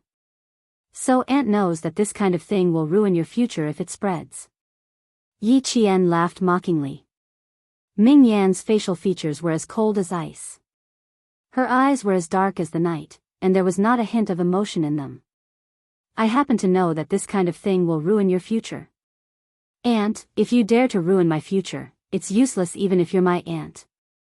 Her eyes were too cold, and there was a faint hatred that could not be removed. What? What? You still want to? Sun Dongqing shouted even louder. Suddenly, she met Yi Qian's eyes. Her heart sank, and she couldn't bring herself to say those harsh words. Seeing this, Principal Chen could vaguely understand what was going on. Even a rabbit would bite when cornered. Yi Qian was clearly retaliating. Seeing Yi Jifan's dark expression, Principal Chen said in a low voice, "Zhang Bin, go back to the classroom first. Ask Ying to come to my office while you're at it." He wanted to see how Ying would explain herself. He hoped that this outstanding student's character was as good as her grades. When Teacher Ku heard this, her legs went weak, and she felt a bitter taste in her mouth. The principal wanted her to stay, and did not give her a chance to leave. Outside the door, Ying took a deep breath and was about to knock when the tightly shut office door opened without warning. Ying, who was still mentally preparing herself, was so frightened that she coughed. When Zhang Bin saw that it was her, he opened the door and strode out. When Sun Dongqing heard her daughter's voice, she rushed out and hugged Ying outside the door. "Ying, you've been wronged. You child." She sounded like she was crying, but she quickly said in a soft voice, "Blame everything on that wretched girl. Don't say that you wrote the love letter. Don't worry, Mom and Dad are here." Chapter 32. Of course, Sun Dongqing knew her daughter well. She could hear the lie in her daughter's tone. Sun Dongqing's expression darkened. She said in a low voice, "Unless you want to drop out of school. Otherwise." Principal Chen didn't know Ying well, but he would first look at a person's eyes, then at the person. He had been secretly observing for a while. He smiled and tapped lightly on the love letter Zhang Bin handed over. He asked slowly, "Ying should have an impression of this love letter, right?" "I have an impression of it." Ying lowered her eyes and clenched her fists. Her voice trembled slightly. "I wrote it on behalf of Yi Qian. Principal, if you want to punish, punish me. I didn't persuade my sister. Don't punish her. If you want to punish someone, punish me." Principal Chen gently closed his eyes. He had to admit that he was quite disappointed in this student with excellent grades. When he spoke again, his tone was rather light. "Oh, then tell me why she asked you to write it? Why didn't she write it herself?" Principal, you don't know. My niece's handwriting is like a chicken. She can't even write properly, so how can she write a good love letter?" Sun Dongqing liked her daughter's calmness. That was how it should be. If her daughter didn't admit it, would the school force her to admit it? Under Principal Chen's gaze, Ying pursed her lips and nodded for a while. She didn't speak, but she had already agreed with her mother's words. Sun Dongqing couldn't wait to jump out and confirm her daughter's words. "Principal, our Ying never lies. She's a very honest child. You can tell just by looking at her grades. She has excellent grades every year." Teacher Ku was already looking up and rubbing her temples. Ying was taking one step at a time. Who knew that an adult wasn't as steady as a child? "You're good at studying. As for your character." Headmaster Chen paused for a moment, and his gaze became extremely sharp. "Yi Jian, you ask him. I want to see who dares to wrong you with me here." This meant that they were completely on Yi Qian's side. Ying, whose heart was thumping, suddenly had the urge to rush out of the door. In the tense atmosphere, she clenched her fists tightly, and her brain was spinning at high speed. Principal Chen had complete faith in Yi Qian, so she definitely couldn't do as her mother wished. Then, she abruptly turned around and looked at Sun Dongqing. Seemingly puzzled, she asked, "Mom, you and Dad didn't come to school just because of a love letter, right?" "It's true that I wrote the love letter on behalf of Yi Qian, but it's normal for us little girls to write love letters in private and only show it to ourselves. Are you making a fuss over nothing again?" Yi Qian had always known that she was a very scheming woman, but he did not expect the young Ying to ruin her mother's reputation for him. She didn't even recognize her own family. as expected of Yi Jifan's daughter. Sun Dongqing, who could not keep up with her daughter's pace, was dumbfounded. Before she could regain her senses, Yi Jifan slammed the table and stood up. Sun Dongqing, can you stop making trouble for me and my daughter? Isn't it just a love letter with the thoughts of a little girl? Why did you have to make such a big deal out of it? You made me think that my niece really seduced the teacher. Hearing this, Yi Ying covered her mouth and exclaimed, "Seduced the teacher? Mom! What nonsense are you talking about?" Yi Ying, whose face was so shocked that she looked like she was about to faint, turned around and grabbed Yi Qian's hand. She hurriedly explained, "Sis, you know how my mother is. She likes to shout about everything. Just ignore her." Chapter 33. Of course, Yi Qian had never thought of using this incident to bring Yi Ying down. Fortunately, what she wanted was simple. She just wanted to make sure that this incident that would ruin her entire life never happened again. This time, Sun Dongqing vaguely understood. When she was at home, the family listened to her. But when she was outside, if she wasn't listening to her husband, then she would listen to her daughter. She rolled her eyes and said, "What? This. I'm so embarrassed, so embarrassed. I wanted to prevent my niece from going astray, but who knew that I'd misunderstood my own niece. I'm so embarrassed that I can't face anyone. Yi Ying heaved a sigh of relief in her heart when Yi Jian understood her so quickly. She held Yi Jian's hand and kept apologizing. Sister, don't be angry. I didn't keep it well. I didn't expect my mother to misunderstand. I apologize to you on her behalf. Can you forgive us? Sister, you're so kind. You'll definitely forgive us, right? Right? The corners of Yi Jian's mouth curled up slightly as he looked at Yi Ying, who was so anxious that tears were flowing out. He withdrew his arm and smiled faintly.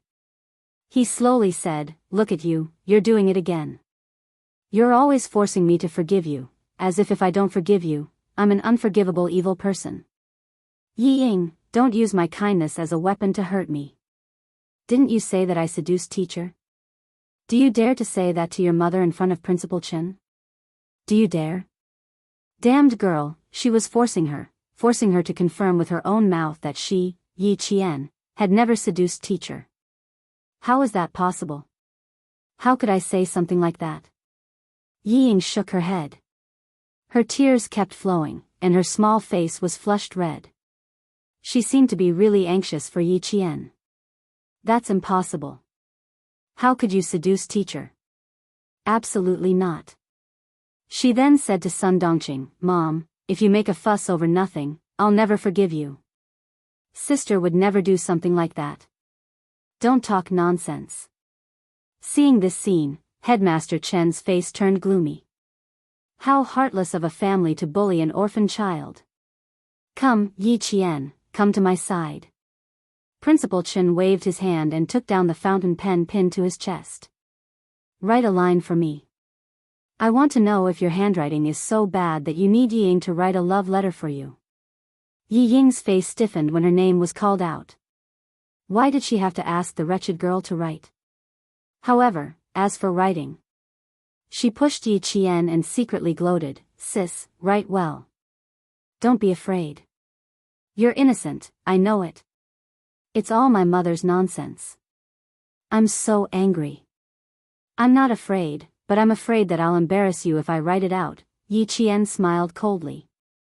Seeing the other party's frozen expression, he felt a wave of satisfaction. He took the fountain pen and wrote a line of words on the white paper that was spread out. His movements were as smooth as flowing water. He put down the pen and handed the line of words to Principal Chen.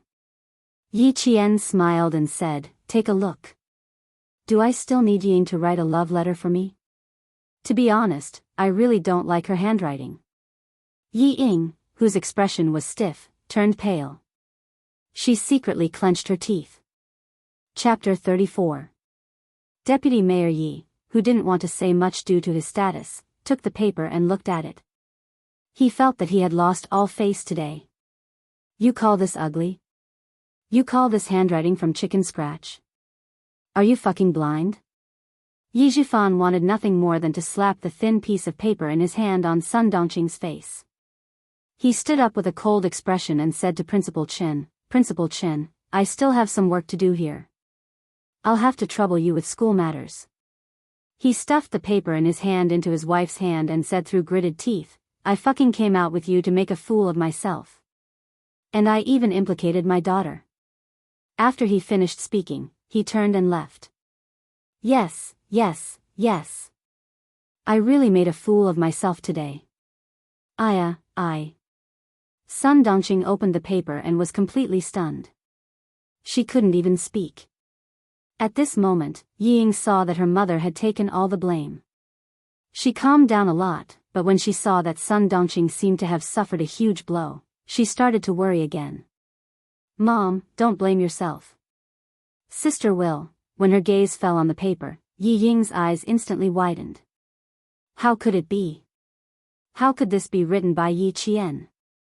The paper gently floated down from her hand, and she saw a line of elegant words written on the pure white paper. The words were like the person.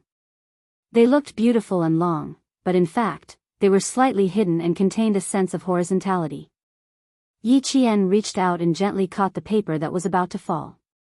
He smiled at Yi Ying, who looked as if she had been electrocuted. Do I need you to write a love letter for me? Yi Ying, you're really ruining your own image. Stay here and explain to the principal.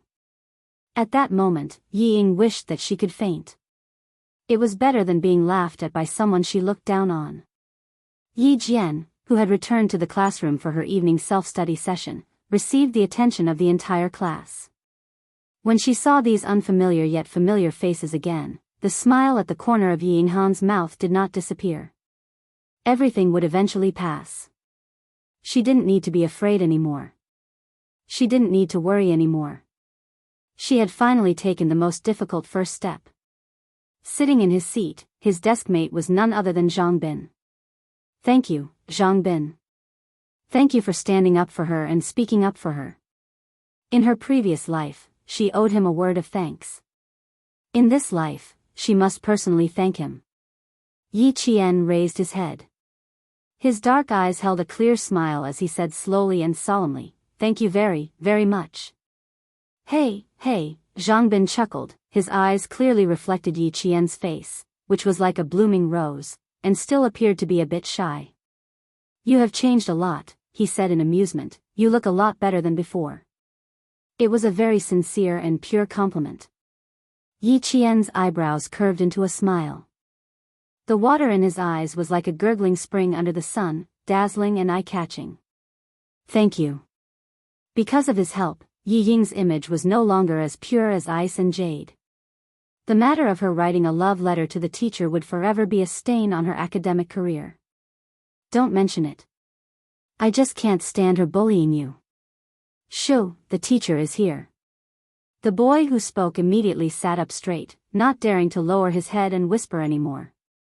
Yi Qian lowered his head, flipped open his English book, and quickly immersed himself in his life as a student. The night gradually deepened. The lights in the school were turned off, and there was no sound of people. Occasionally, a few stray cats scurried by, making a somewhat frightening sound. After the meeting that night, Principal Chen, who had reported that the matter with Teacher Ku had been settled, didn't go to bed. He was still in the office and didn't leave. His gaze occasionally glanced at the silent landline, and then lowered to look at his watch. Chapter 35. It was the first time that Principal Chen, who absolutely obeyed the army's arrangements and stayed in the town's middle school, was absent-minded because of a student. Student Yi Qian from Class 2 shocked him, but also made him see a dazzling rising star. She didn't hide her ability. She stood at the forefront in a way that would make her classmates remember her. Such an extraordinary classmate, because she lived under someone else's roof, had to suppress her ability and carefully survive in the cracks. However, she still couldn't live in a corner. He really felt sorry for her. Forced into a desperate situation, she finally couldn't endure it anymore. She didn't hide her ability anymore. She appeared in a way that would make all the teachers and students remember her. He had to say that he was really grateful to Deputy Mayor Ye's family for forcing him. Otherwise, a bright pearl would be covered in dust and very likely be silent forever. The quiet phone suddenly rang, interrupting Principal Chen's thoughts. Principal Chen, who picked up the phone, lost the scholarly temperament he had during the day and gained a steel-like coldness. "I'm Chen Dongfeng." A steel-like cold voice faintly came from the phone. "I'll be there in 5 minutes." "Okay." Principal Chen hung up the phone, picked up the black coat on the office chair, and turned off the office lights. He, who was at least 1.8 meters tall, blended into the thick darkness. He walked directly to the back of the office building. That was the school's freezer, which was funded and built by the army. Everyone knew that the town's middle school specially built a freezer to store fresh meat, vegetables, and fruits in order to ensure the quality of the students' meals. However, no one knew that under the freezer was an oil depot transfer station. Logistics needed to be guaranteed. The army would never put all its eggs in one basket. Principal Chen had been the principal here for as many years as he had been guarding the freezer. No one knew that this middle school principal, who had a scholarly temperament and faint white hair at his temples, was a world-class sniper before he retired from the army. The soldiers who came here didn't know, but the deputy company commander who accompanied them knew. Not only was there a world-class sniper here, but there was also a 70-year-old first-grade sergeant major who even the chief would salute when he saw him. Jumping down from the front passenger seat, the deputy company commander trotted to Principal Chen, who had been waiting for a long time. He stood at attention and saluted without hesitation. "I'm here to disturb you again. Recently, the oil depot has been tight. The time it will take to replenish the reserve oil depot will be extended. When war breaks out, resources will be tight." Principal Chen briefly mentioned that Rwanda in 1994, Yugoslavia and Bosnia in 1995, these 3 wars affected the international community. In the past few years, the Chinese border has been guarded by a large number of troops to prevent people from taking advantage of the chaos to challenge the prestige of our country. Fujian Town was a town that had to be passed through when transferring weapons between the north and the south. The oil reserves and supplies had to be followed closely and could not be delayed. The oil depot was in the basement. It was pitch black down there, without a trace of light. In order to prevent the electric circuit from misfiring and causing danger, the oil storage depot didn't even have electric lights installed. The soldiers who jumped down to transport the oil used the lights on their helmets and quickly used the indoor loading and unloading truck to transport the oil tanks out one by one. About 20 minutes later, the truck started again and slowly left the school. Chapter 36. Regardless of whether it was in her previous life or now, her sleep was as light as ever. She would wake up at the slightest sound. But the good thing was that once she woke up and confirmed that she was not in danger, she could quickly fall asleep again.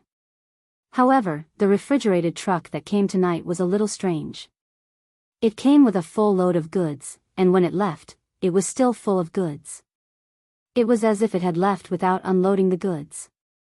Yi Qian turned over slightly, closed her eyes, and smiled. Not long after, she fell asleep again. Before 5:30 in the morning, Yi Jianjian had already washed up. She put on her school uniform and ran to the playground alone. The playground of the town's middle school was as big as 2 football fields. 14.5 laps around it was almost 12 kilometers. Her experience from her previous life told her that training required perseverance. With enough stamina and a strong body, she could protect herself in times of danger without relying on others. After 14.5 laps, the school bell rang, and there were already students on the field who had started their morning run. When Yi Qian returned to the dorm, he bumped into Xie Sifeng, who was about to wash her face and rinse her mouth. She was probably not fully awake yet. She yawned and said out of habit, "Hey, did you get us some hot water?" Just as she finished speaking, Xie Sifeng realized something and her face froze. Her eyes flashed with obvious fear, and she rushed out of the dorm. "Good morning." Tan Wei pursed his lips and greeted her in a low voice before leaving in a hurry. They used to be all high and mighty, but now they were like mice that had seen a cat. Yi Qian laughed and shook his head. He got some hot water to wipe his sweat, then took his textbooks to the cafeteria for breakfast. Look, that's the girl. Do you guys know her? What about her? She's quite pretty, and her skin is good too. She's the one I told you guys about last night. The girl with super good memory. Oh my god, now that I think about it, she's quite scary. After a few girls passed by, they whispered to each other. They were afraid that Yi Qian would hear them, so they lowered their voices to a whisper. Ah, it's her. She's really pretty. How come I've never heard of her before? Not only were the girls discussing her, but the boys were also discussing her. During breakfast, Class 2, which had not been alerted yesterday, learned about what had happened in the principal's office. When they returned to the classroom one by one, they saw the upper and lower grades discussing Yi Qian. They had mixed feelings. Good memory? He could remember the events of a month? Could she still remember every word spoken by everyone at that time? Why did it sound so scary? A boy in the class who usually liked to bully Yi Qian walked over with a steamed bun in his mouth. He sat down on Yi Qian's desk and said in disbelief, Yi Qian, what did we talk about last night? Yi Qian, who was reviewing Chinese, looked up from his textbook. He tapped his finger on the desk and said calmly, I don't like this behavior of yours. Please leave. Ying didn't come. You've become bolder. The boy chuckled and deliberately twisted his body to shake the desk. He said provocatively, so what if you don't like it? What do you want? It hurts. Let go, let go. His provocation instantly turned into a plea for mercy. Yi Qian stood up, grabbed the boy's index finger, and pressed it down forcefully. Chapter 37. Yi Qian had seen a lot of retired soldiers in the security company, even retired special forces soldiers. She had seen how they trained hard, how they fought, how they could kill with one move, and how they could gain the initiative in an instant. They were so outstanding that she could even see them on TV. From the age of 21 to 23, that was the happiest time of her life. At the same time, it was also the time when she learned the most. Only now did she realize that the hardships she had gone through in the past were actually blessings bestowed upon her by God. Does it hurt? It shouldn't hurt too much, right? I didn't use too much force. Yi Qian smiled faintly. Her bright eyes rippled like black stones. When I invited you, you didn't want to get off. You wanted me to stand up and invite you. When I stood up to invite you, you said it hurt. Liao Jian, you're really making things difficult for me. Listening to her clear and melodious voice that sounded like the gurgling of a mountain spring, her person, her smile, and her voice made people feel as if they were sitting beside a mountain and listening to the sound of the spring water. Was this really Yi Qian? Was this really Yi Qian? The Yi Qian they knew was overly docile, overly gentle. If you scolded her, she would just listen with a smile. If you scolded her, she would just listen quietly. She was like a puppet without a soul. She only knew how to obey them and had no opinions of her own. At this moment, Liao Jian's cries of pain made the students in the class realize that the Yi Qian they knew had disappeared. Under the bullying of the students, under the pressure of Yi Ying, the docile Yi Qian had disappeared. Yi Qian, you can be gentler. It won't be good for anyone if you break a bone. The other boys hesitated and spoke up. Looking at Liao Jian's finger that was bent at an odd angle, one or two of them felt pain in their own fingers. Yi Qian smiled as she looked at them. They were all from the depths of her memory. Whenever she saw them again, she would remember their names. They were also the boys who liked to bully her. 1, 2, 3, 4. Including the one in her hand, not bad, there were exactly 5 of them. He's the one in pain when his bones are broken, not me. What's wrong with me? Yi Qian exerted a little more force, and Liao Jian's cries of pain became a few decibels louder. The 4 boys who were still trying to persuade Liao Jian took a few steps back. Liao Jian was already in so much pain that his screams were endless. It's broken, it's broken. Let go, let go. Do you want me to invite you down again? Yi Qian knew how much strength she had used. Even if she tried again, she couldn't really break her classmates' fingers. Do you still dare to bully me in the future? Oh my God, who would dare to do that? He might seem easy to bully, and in fact, he was indeed easy to bully. However, once his temper flared up, it was truly unbearable. No, no, I swear, I swear. Fuck. Ah, it hurts, it hurts. Liao Jian, whose fingers felt like they were about to break, apologized profusely. Only when his fingers were about to go numb did he let go. With his fingers freed, Liao Jian swung his hand and looked over with a fierce gaze. Yi Qian, you. Fuck. Yi Qian, who met his gaze calmly, narrowed her eyes slightly. Her gaze was even fiercer than his opponent's. This made Liao Jian, who had said, okay, 3 times, feel his heart skip a beat. In the end, he reluctantly returned to his seat. Chapter 38. His father has some connections in town. Be careful. Zhang Bin came in from the back of the classroom and sat in his seat. He reminded him in a low voice, I heard that he has some connections in the city. My dad specifically told me not to provoke him in school. Zhang Bin's father was a police officer in the town's police station, so he had some connections in town. Yi Qian smiled calmly. I was just returning the favor. If he has connections, what can he do to me? That's true. After thinking about it, Zhang Bin quickly put his worries aside and asked with interest, you were so cool just now. Who did you learn grappling techniques from? With a father who was a police officer, Zhang Bin could more or less figure out what was going on. Yi Qian took out the math textbook that he needed to test this morning and placed it on the table. He flipped to the exercise page, lowered his head, and smiled. I didn't learn. I just looked. After looking, she could memorize it. Once she memorized it, she could learn it herself. She answered so casually that Zhang Bin was stunned for a while. He panicked and said, you can learn it just by looking at it. Can't you be a little more reserved? He had suffered another blow.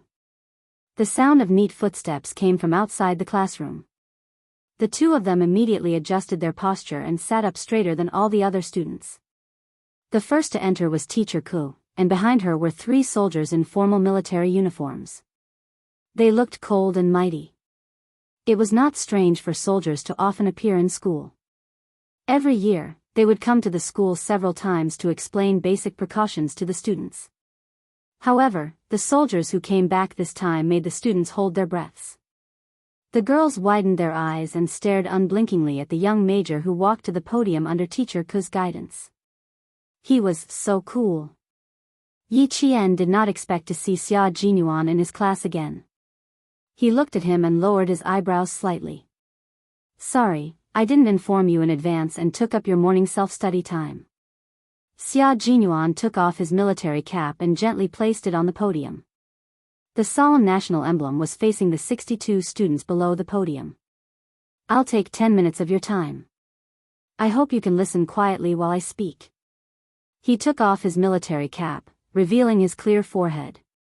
His elegant and handsome face had already stunned several girls who saw him. His voice contained the majesty of a soldier, and there was a hint of coldness in it. His gaze silently swept from the left side of the classroom to the right. When it passed by Yi Qian, it did not stop at all. It was as if he did not recognize him. His silent gaze made the students instantly return to their elementary school days. Not only did they straighten their backs, but they also put their hands behind their backs. Very good. Xia Jinyuan, who was able to intimidate his classmates with just one look, narrowed his dark eyes slightly and no longer emitted a cold light. He placed his hands on the podium and leaned his handsome body forward slightly. Slowly, he spoke again in a very magnetic tone. Today, we will talk about how to be more vigilant, how to detect people hiding around us, how to find out about the movements of the troops, and how to steal the troops. As he spoke, Yi Qian no longer lowered his head. Instead, he listened attentively and silently memorized every word he said. Chapter 39. Some countries have a huge intelligence system. They are not only active in their own country, but also in other countries. I hope that every student will stay vigilant and stay away from spies for the sake of the safety and prosperity of our motherland, as well as for our peace and happiness. Xia Jinyuan, who was standing on the podium, had a faint smile on his face when he spoke, but his eyes were deep and sharp. Even if he smiled slightly, you would never think that he was a gentle man. You would be able to tell at a glance that he was an extremely cold man. At the same time, he was also a very charismatic man. He was elegant and powerful, and his handsome face was elegant. When he smiled, his dark eyes were like the waves of the sea. When he was serious, they were like an ancient sword unsheathed. His movements and stillness were filled with an incomparable noble temperament. No one was more suited to wear a military uniform than him. The golden epaulets were luxurious and majestic, and the dark green military uniform was fitted to his body. His every movement exuded the military aura of a soldier. Perhaps it was because he was now facing a group of students. Yi Jian saw that he had concealed the cold and ruthless aura that had appeared between his eyebrows when he was arresting the criminals that day. He spoke calmly, hiding the cold and ruthless aura of decisiveness to kill. Even if they have killed people, they are still bad people. Looking at him, Yi Qian answered Zhang Bin calmly, they are soldiers.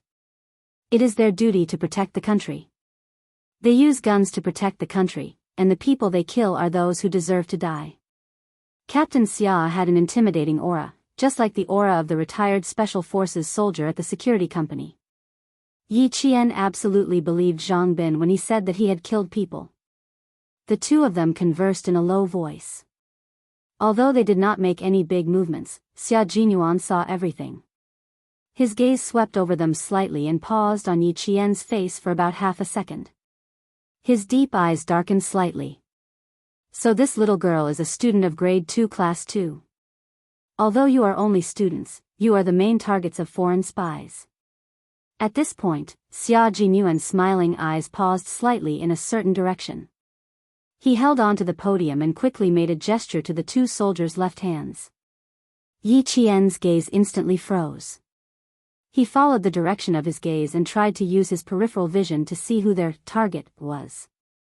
However, just as she was about to take a look, Xia Jinyuan suddenly called out a name on the stage.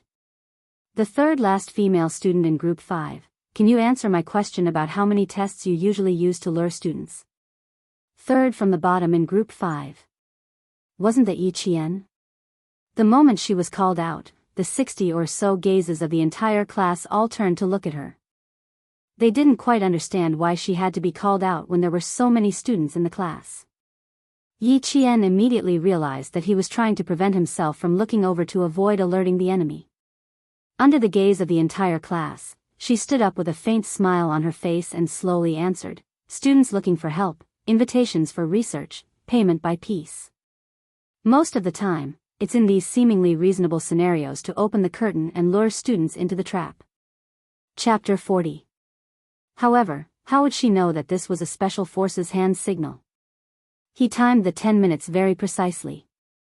He didn't need to look at his watch to know that the 10 minutes were over.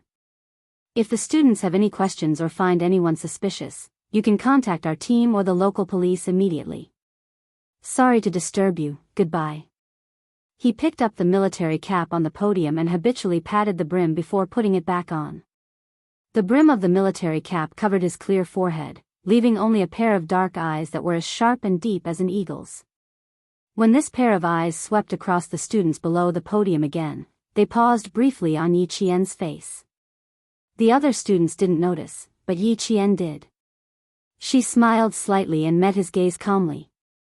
Her petal-like lips moved slightly. Hello, Captain Xia. What a bold girl, she even greeted him. The smile on his handsome face seemed to deepen. Xia Jinyuan nodded at Teacher Ku, who was standing next to him, looking a little dispirited. He politely said, sorry to disturb you. Then, under the gaze of all the students, he left with the two soldiers standing by the door. Although they only appeared for 10 minutes, Xia Jinyuan's influence was too great.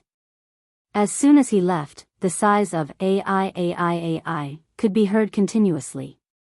Naturally, most of them were girls, who couldn't restrain their thoughts for a while. It wasn't until Teacher Ku slapped the blackboard on the podium a few times in warning that the girls who had yet to restrain their thoughts secretly stuck out their tongues and obediently picked up their books to prepare for the lesson. The first lesson is math. Listen up, if anyone dares to drag our class down again, copy the test paper 100 times and stand outside the classroom for a week as punishment. When the self-study session was about to end, Teacher Ku, who had been silent all this time, angrily said a few words before she left. Her gaze swept across the students who had been dragging the class down again and again, and lingered on Yi Qian's face for at least 10 seconds. It seemed that this sentence was only directed at Yi Qian. Yi Qian, who was flipping through his book, completely ignored the gaze that swept over him. No matter how she looked or stared, he did not take it to heart. The school's music broadcast was interrupted. Then came the slightly sweet voice of the third-year school's announcer, who spoke in Mandarin with a bit of a local accent. Students from year 2nd class 2, Yi Qian, please come to the principal's office. Students from year 2nd class 2, Yi Qian, please come to the principal's office. Teacher Ku, who had just walked to the door of the classroom, stopped in his tracks. There was a trace of hesitation on his gloomy face, and he quickly left with a cold face.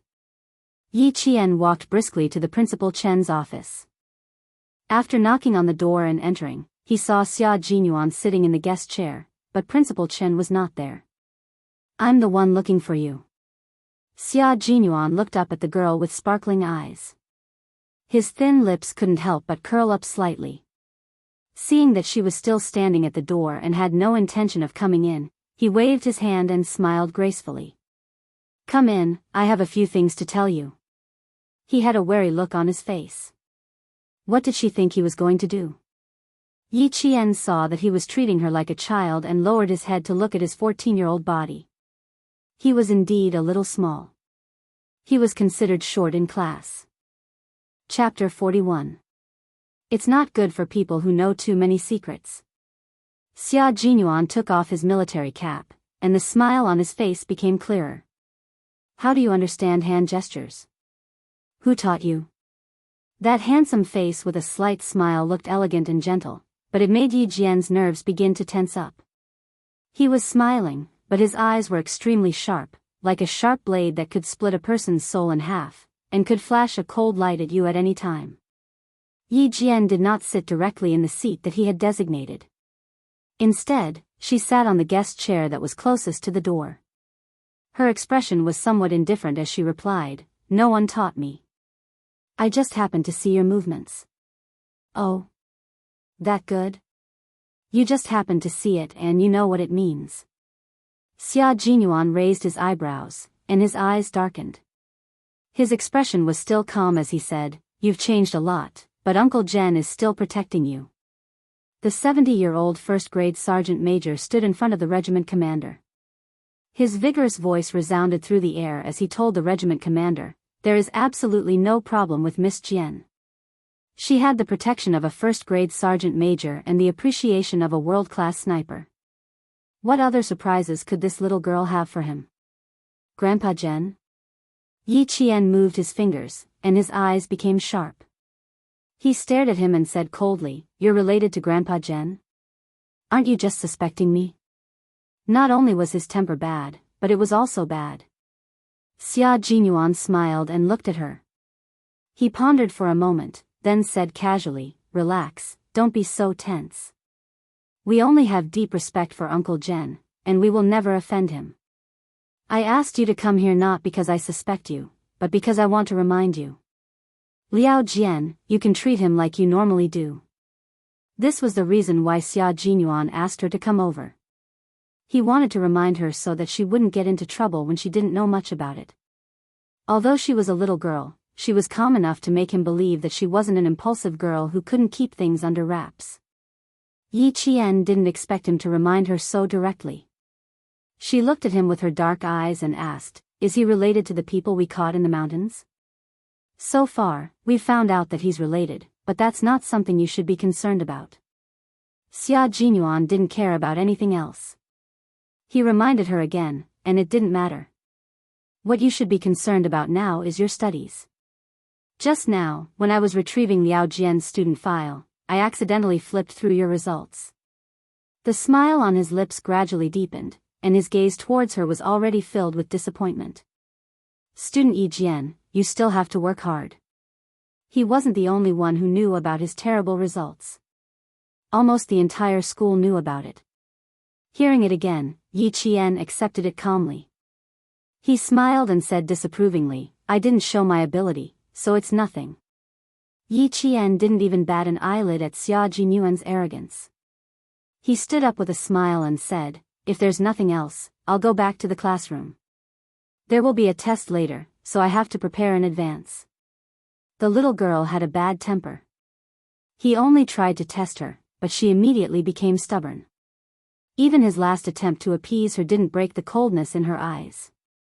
Chapter 42. With the care of a first-rank sergeant major and the appreciation of a world-class sniper, as long as she did not lead herself astray, she would be able to carve out a bright future based on her own abilities. How many fathers of the generation dreamed of having a son born from a humble family? However, Deputy Mayor Yi did not know this. The bell for the first class rang. Under the accompaniment of Principal Chen, Xia Jinyuan led the soldiers to a jeep and left the town's middle school, heading towards the army. At this moment, Yi Qian had already started the first question of the math test. It was just a small test for the teacher to understand the students' learning progress over the past month. The invigilator was the math teacher of the class, a female math teacher who wore black-rimmed glasses and was dressed very seriously. She walked over as soon as Yi Qian started writing. Teacher Ku had just reminded her to pay more attention to Yi Qian. Did the homeroom teacher's reminder mean that the student might cheat? She walked over with a serious expression and saw Yi Qian holding a pen. She only paused for a moment before writing the answers on the test paper. In just a few steps, she had already written at least 5 questions. And what about the other students? They were still doing it on draft paper. Teacher Yang, who had expected better from Yi Qian, suppressed her anger and walked over. She did not speak immediately. Instead, she stood beside Yi Qian and stared at the test paper with a serious expression. After a few seconds, her serious expression shifted slightly. She looked at Yi Qian in surprise and saw that she had written the correct answers without using a piece of draft paper. Was she calculating in her head? Yi Qian looked up at Teacher Yang, who was standing beside her. She seemed to have understood something and smiled. She continued to bury her head in her writing. It's a good thing that you can calculate in your head, but you still have to be careful so that you don't lose marks.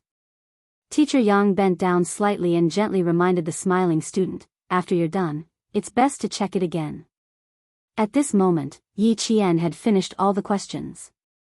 Teacher Yang, who already knew the answers in her heart, had already given her full marks. She put away her test paper and called Yi Qian outside the classroom for a chat. When Xia Sifeng saw this, a contemptuous smile appeared on her face. So what if she changed? She was still an idiot who did not know how to do anything. What was there to be proud of? Humph. The students in the class were all used to Yi Qian handing in his papers in advance. They all had the same thought in their minds, Yi Qian will still be in the last place. It can't be wrong. Both periods of mathematics were spent on exams. Yi Jian, who had finished her heart-to-heart talk with Mr. Yang, was already resting in the dormitory. When the physical education class in the afternoon was cancelled, Mr. Yang came in with the math test papers from the morning. Under the nervous gazes of the students, he called out a person's name and asked him to come up and take the test papers. As usual, students with full marks report their results. Although Mr. Yang was strict, he was a teacher who cared about the students' self-esteem. Zhang Wenjin, 100 points. And Jessen, 100 points. The first to announce their names were the top math students in the class. When they announced Yi Qian's name, no one took it seriously, as if they had made a mistake. Since Yi Qian was the last to hand out the papers, Teacher Yang kept her at the podium as soon as she went up. Teacher Yang pushed his glasses up the bridge of his nose and looked sternly at the students with their heads bowed. He said in a deep voice, this time, the focus is on Yi Qian. 100 points. I saw with my own eyes that she managed to finish all the papers within 30 minutes. Wipe the disbelief off your faces. Don't be so naive to think that Yi Qian can't do something you can't do. She has been working hard in a place you can't see. Chapter 43. Every teacher would assume that a diligent student must be very hardworking. Taking notes in class and doing exercises at home, all of them grasped the main points of the teacher's teachings and formulated a study plan. Therefore, Teacher Yang also took it for granted. Unfortunately, Yi Qian could only take out her math textbook, but she couldn't take out a single notebook. Yi Qian, who never liked to lie and would never lie about such trivial matters, shook her head. Under the ambiguous gazes of the entire class, she smiled calmly and said, "Teacher Yang, I'm sorry, but I don't have the habit of taking notes." She admitted it so honestly that her classmates couldn't help but laugh out loud. This time, they weren't laughing at her. Sometimes, the interactions between people were just that subtle. Just because Yi Qian embarrassed the teacher in front of all the students, many of the students who both loved and hated the teacher suddenly had a good impression of her. Teacher Yang looked stern, but she was an extremely broad-minded teacher.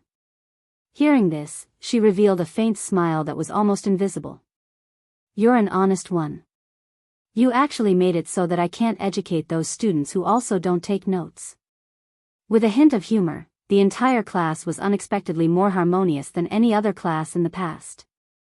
After class, some of the students tried to strike up a conversation with Yi Qian. "If only you were like this in the past. We've been classmates for 2 years, and now I know you're actually like this." They were originally classmates, and they didn't have any grudges against each other, so a few casual words were enough to break the distance. A few girls surrounded Yi Qian and started talking to her one after another.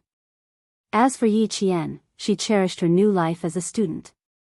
She remembered those who had hurt her in the past, but she also maintained friendliness with those who had never done anything to her.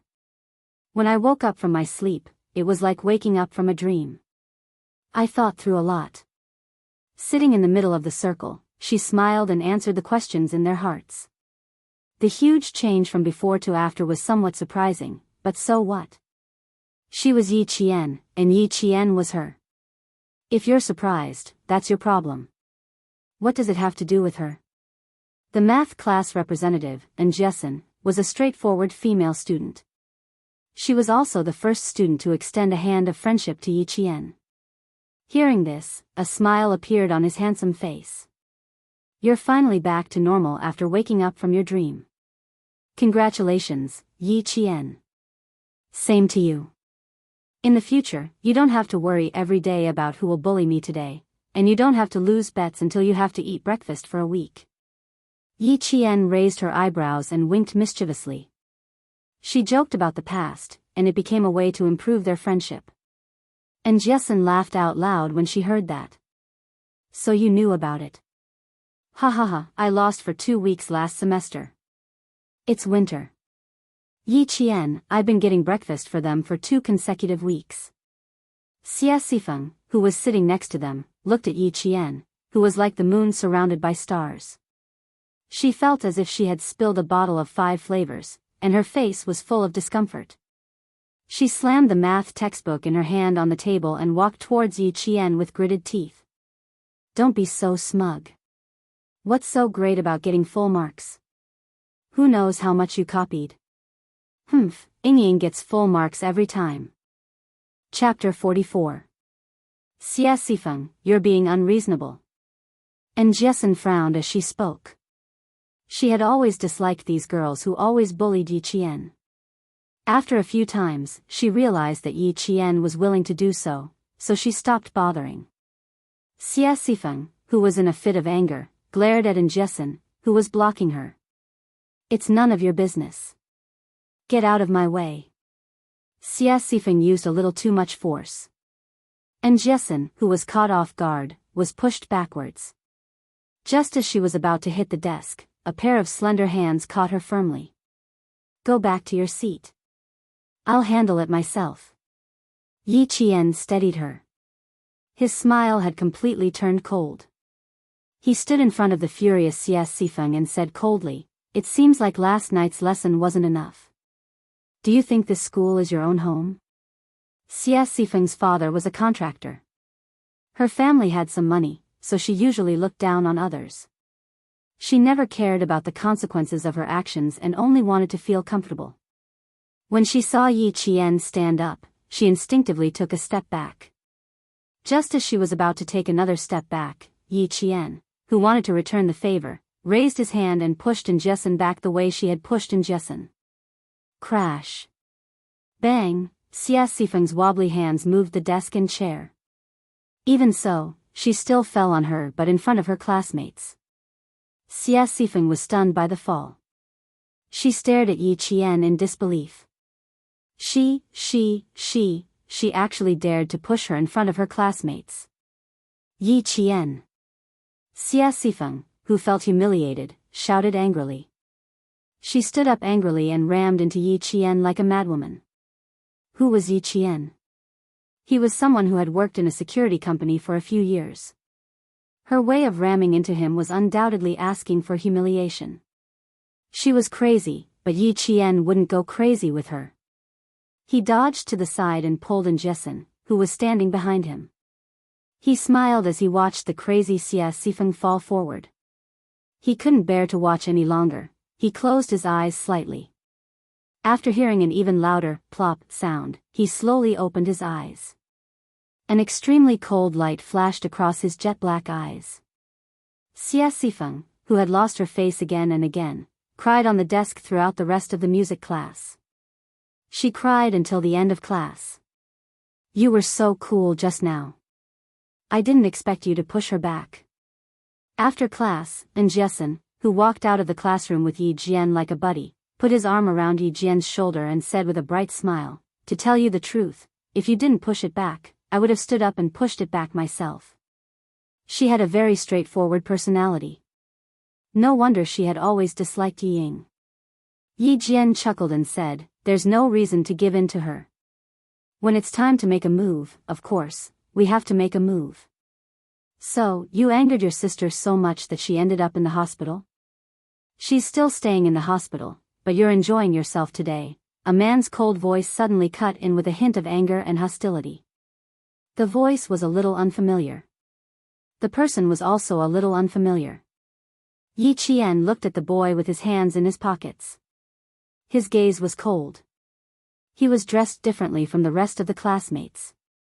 He narrowed his eyes and said, "Oh." Then he remembered who he was. Gao Yang, the top scholar of grade 3 class 1. He was from Sky Town Middle School last semester. It was said that someone saw him being sent here on the first day of school. Chapter 45. Gao Yang, who came from the provincial capital, was different from the boys in town. He was extremely handsome with a hint of arrogance. He liked to wear jeans of various colors, a t-shirt, or a sports jacket. He had an arrogant aura that other boys did not have. His expression was also cold. When he saw the teachers, he nodded as a form of greeting. "Are you mute?"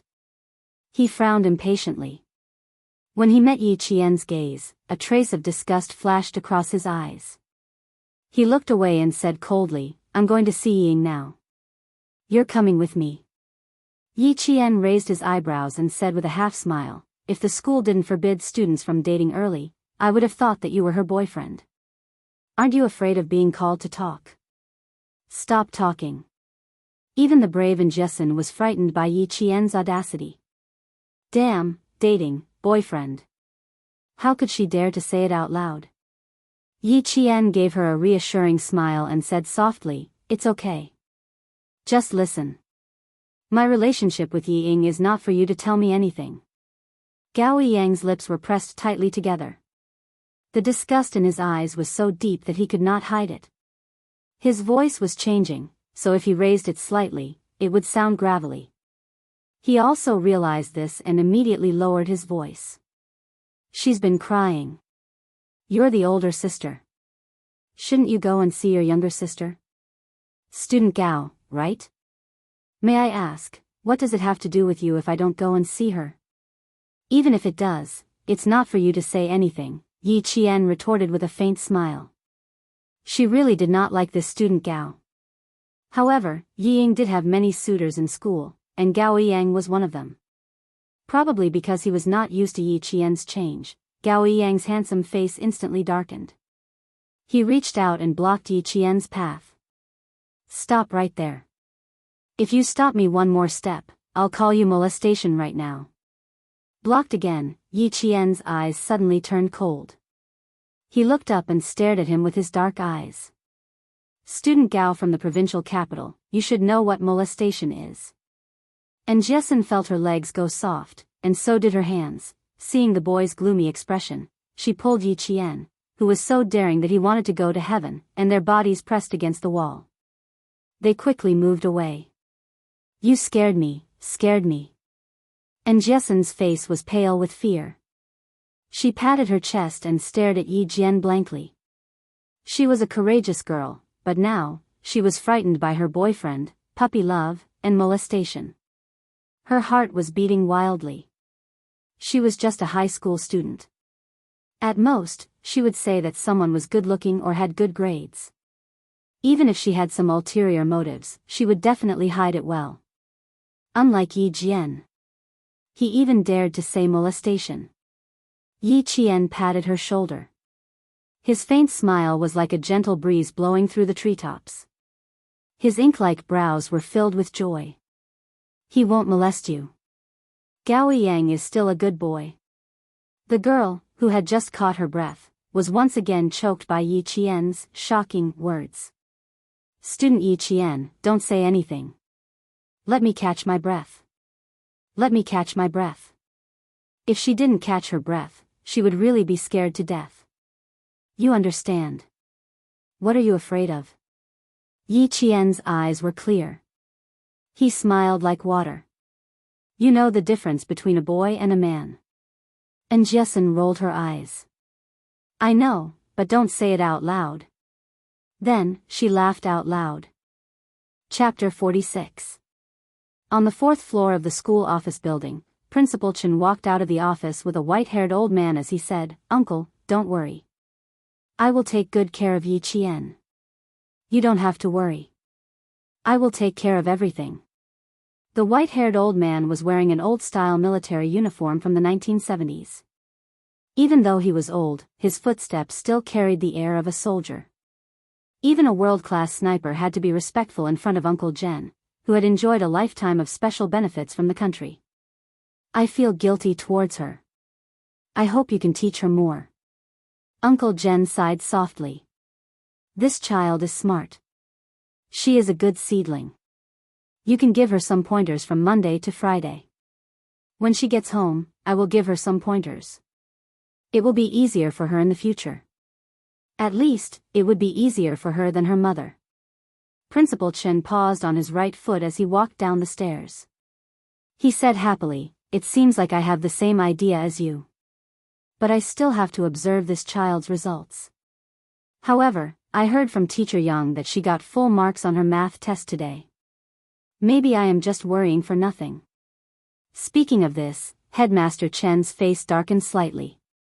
Deputy Mayor Ye's family is too outrageous. Do you want to give them a warning? They are enjoying the glory that sister brought to them, but they are treating Yi Qian so harshly. Bad people have bad people to deal with. I am old. I don't really want to care about the outside world. I just want to nurture Yi Qian into a talent. Yi Qian, who was already playing badminton with her classmates, did not know that Uncle Jen had specially come to the city for her. He had a 2-hour-long talk with Principal Chen and also developed a very strict training program for her. After the evening self-study session, Yi Qian was called to the principal's office for a talk. This made Teacher Ku, who was the messenger, so tired that she was even a little scared to look at Yi Qian. She was called to the principal's office for no reason. What if she made things difficult for her in front of Principal Chen? Even though there were only 2 pieces of paper, Yi Qian felt as if they weighed 1,000 pounds. Her eyes were fixed on the first few words. After a while, she looked up and smiled bitterly. Principal, you really think too highly of me. The 4-year plan was developed just for her. Just this kindness alone was as heavy as a mountain. Her eyes were slightly red. Even her voice was a little hoarse. You think so highly of me. Really. Girl, you don't have to thank me. I'm the same as your grandpa general, we're both loners with no descendants. You should learn well so that our efforts won't be in vain. Headmaster Chen smiled and patted her on the shoulder. He was a teacher, a friend, and an elder as he sincerely taught her. In life, one should be indomitable. No matter if you are a man or a woman, you must live up to your conscience and be able to carry the sky. You are a good child. Let bygones be bygones. Walk the path under your feet. If you are happy, smile. If you are sad, look up at the sky, look around you, and look at the world. Fight for yourself. You are also responsible for your life. Do you understand? Chapter 47. To live up to the heavens above and the earth below. She did not have that much self-awareness yet. She only hoped that she could live up to the teachings of her two elders and live up to their expectations. Go back to the dorm tonight and calm down. After self-study tomorrow night, go straight to the school's back door. I'll pick you up. She knew that the road ahead was difficult, but she was fearless. Principal Chen admired this kind of Yi Qian. If she wanted to go far and stand high, she could only rely on herself. This child had a clear mind. Principal Chen admired Yi Qian's self-improvement. In the face of the current, she also maintained a calm mentality. From how she handled Yi Ying's matter, it could be seen that she was very clear about the severity of the situation. On Tuesday night, Yi Qian began his first training. Yi Qian, I'm a sniper. What I can teach you is all the experience I've accumulated in my career as a sniper. You still have a choice now. Retreat or advance. I'll give you 1 minute to consider. In the dimly lit training room, Principal Chen stood in the darkness like a leopard roaming in the night. Even though his voice sounded old and weathered, it was impossible to ignore the murderous aura around him. Sniper, under the dim light, Yi Qian's entire body trembled slightly. It turned out that this seemingly amiable principal was actually a sniper. No wonder he exuded a murderous aura that made people feel fear from the bottom of their hearts. He pursed his lips and suppressed the trembling in his heart. His calm gaze was like an ancient well without ripples in the dim light. He said calmly, there's no choice. I can only advance. I will never retreat. Good. From now on, there's no turning back. Principal Chen nodded. Standing with his hands behind his back, he began the first training session in a low and serious voice. Snipers are the grim reaper in the eyes of the enemy, but in the eyes of their comrades, they are heroes. They are the most outstanding comrades. They go deep into the enemy's camp alone and use the guns in their hands to win the first victory of the war. Yi Qian, you better be mentally prepared. The snipers I train will not stay in peaceful countries. They will go deep into the front lines of any country and complete the mission given to them by the country. Since he wanted to train this lass well, the training program he came up with was so harsh that it would make a soldier's scalp tingle. Yi Qian, who was listening intently, had already adjusted his breathing. Under the cold gaze of Principal Chen, he pursed his lips, straightened his back, and listened intently. In the recruit assembly camp in town, the cold-eyed Principal Chen began the first step of his 4-year plan. A sniper not only needs accurate marksmanship, but also a strong body and an iron will. He was a sniper, so other than teaching Yi Qian how to use the various sniper rifles, he also had to train Yi Qian's stamina and willpower. In addition to implementing sniping concepts and mastering the weapon system, professional sniping training also requires you to learn a lot more. During the training process, unless you really collapse, you have to grit your teeth and persevere until the end. Yi Qian listened intently and nodded solemnly. Under the calm surface, her blood was boiling. I'll listen to everything you say. I won't back down. Chapter 48. Do you understand? The last sentence was as merciless as metal, a stern command. Yi Qian did not pause for a moment. She held her head high and answered firmly, understood. Under the hellish training of a world-class sniper, This day became the most difficult beginning of Yi Qian's life. After 10 minutes of warming up, she stood still in place. She was not only standing, but she also had to answer the number flashing on the training field. While answering, she was not allowed to move her body. If she moved even the slightest bit, an ant would be placed next to her neck. 34, 27, 870,994. All the number flashes were controlled by AI. In 3 seconds, 4 to 5 numbers would appear at the same time, and the maximum number would be 7. From 1 to 100, Yi Qian had to answer correctly in the blink of an eye. This was to train Yi Qian's reaction and observation skills to her surroundings. It was also to train Yi Qian's willpower and concentration. The firing time of a sniper rifle is 0.22 seconds. After 0.22 seconds, either your bullet will pierce the enemy's forehead, or the enemy's bullet will take away your soul. If you want to survive, basic training is the first step. Because he was concerned that Yi Qian was still a child, Principal Chen did not use the real thing at the beginning of the training. It was like ants crawling into a person's neck.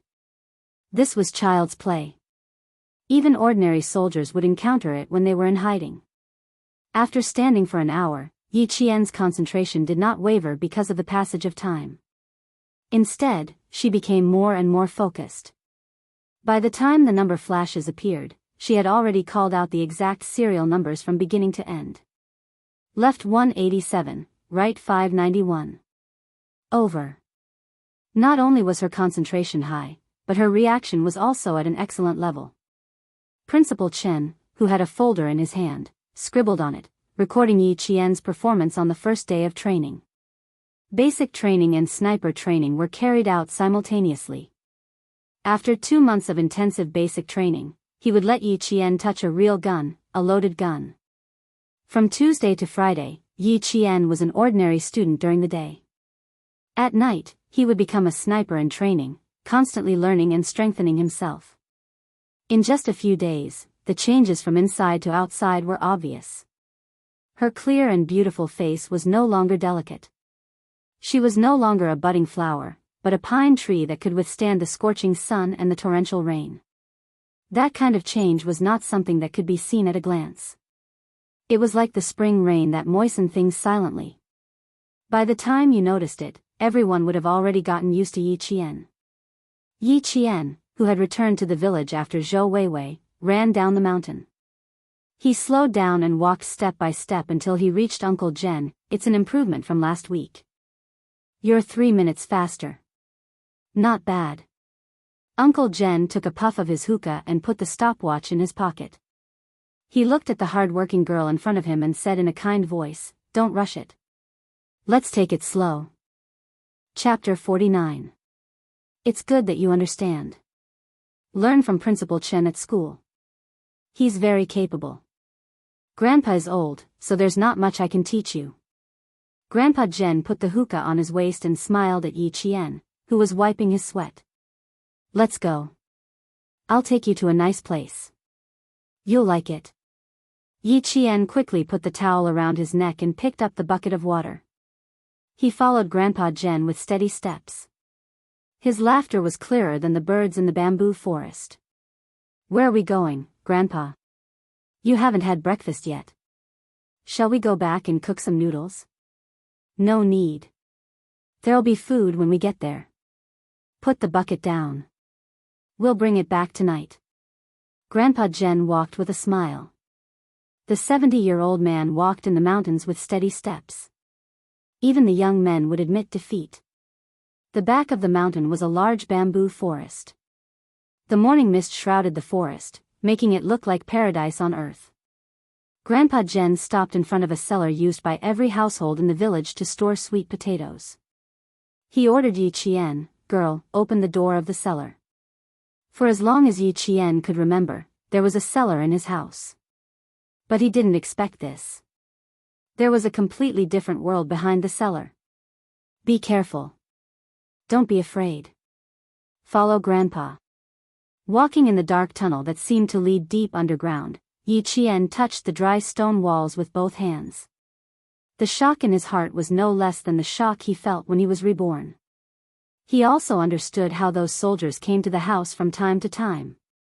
It turned out that they all went through this long tunnel in the mountains and directly entered the village without alerting any of the villagers. The tunnel was quite long.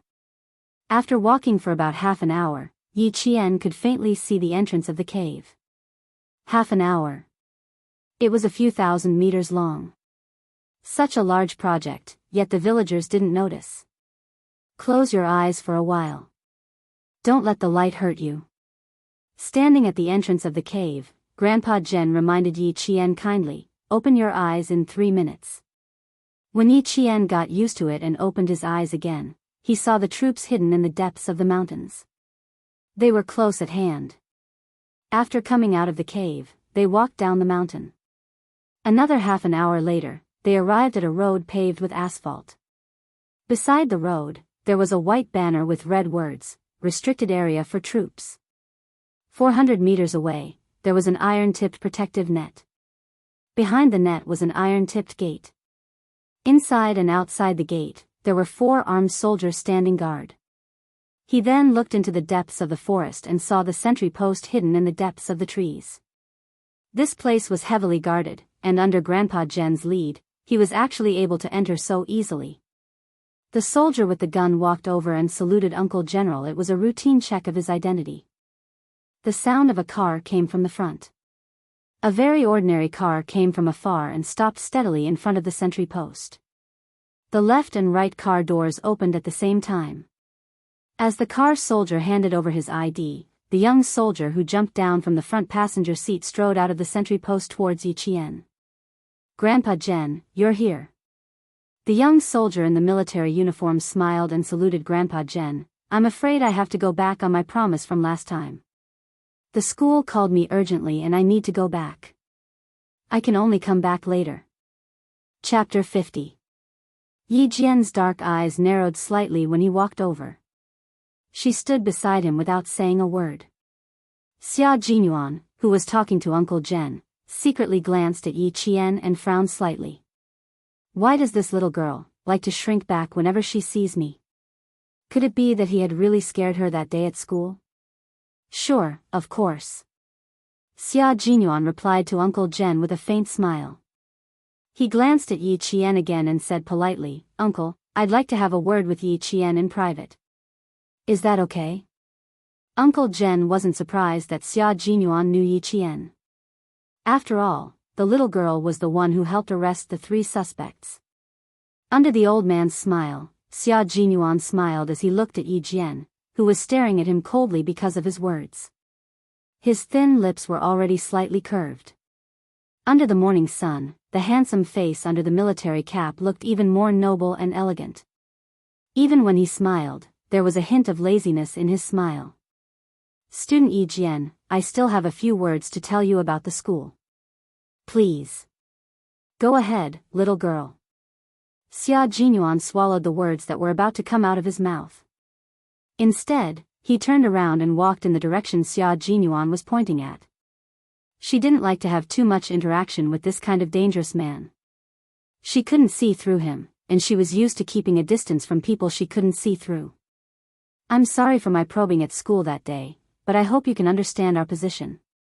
He explained in a low voice. His low voice was elegant and luxurious, like the sound of the strings of a zither. You don't have to be afraid of what I'll do to you. There won't be any surveillance or surveillance. Afraid? It seemed that this major had misunderstood. Yi Qian raised his head and looked at him with clear and fearless eyes. He smiled and said calmly, Captain Xia, you've misunderstood. I'm not afraid. I just don't want to have too much interaction with you. If there's nothing else, I'll take my leave. Without waiting for his reply, Yi Qian turned and left. Xia Jinyuan did not think too much about it. His slender and strong hand had already grasped Yi Qian's delicate shoulder, preventing her from leaving without any explanation. Girl, your temper is really bad. Why is it completely different from what Uncle said? He smiled helplessly. Uncle is already looking at us. Are you sure you want to listen to me with your back to me?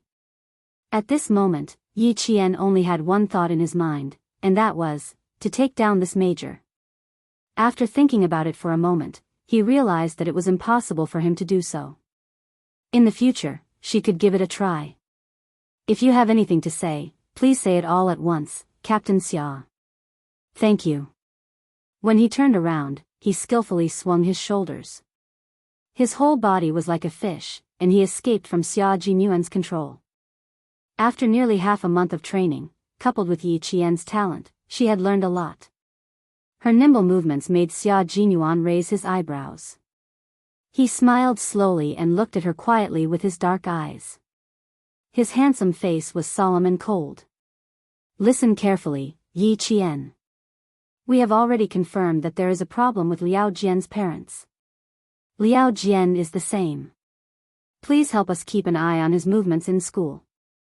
Chapter 51. Yi Qian wasn't stupid enough to ask him why he chose her. Since he chose her, he must have his reasons. After listening quietly, she nodded. Okay, I'll keep an eye out. She paused for a moment, then said, if there's nothing else, I'll leave first. Goodbye. She said goodbye as she turned around. She left as soon as she said goodbye. She didn't hesitate at all. Xia Jinyuan raised his hand and adjusted the brim of his military cap. The faint smile at the corner of his mouth was like a gentle breeze, so light that it disappeared in an instant. This little girl. Does she see me as a scourge? He jumped into the car that was already driving over. From the rearview mirror, he saw the backs of the old man and the young girl gradually moving away from him until they disappeared. The sound of the car finally disappeared among the trees.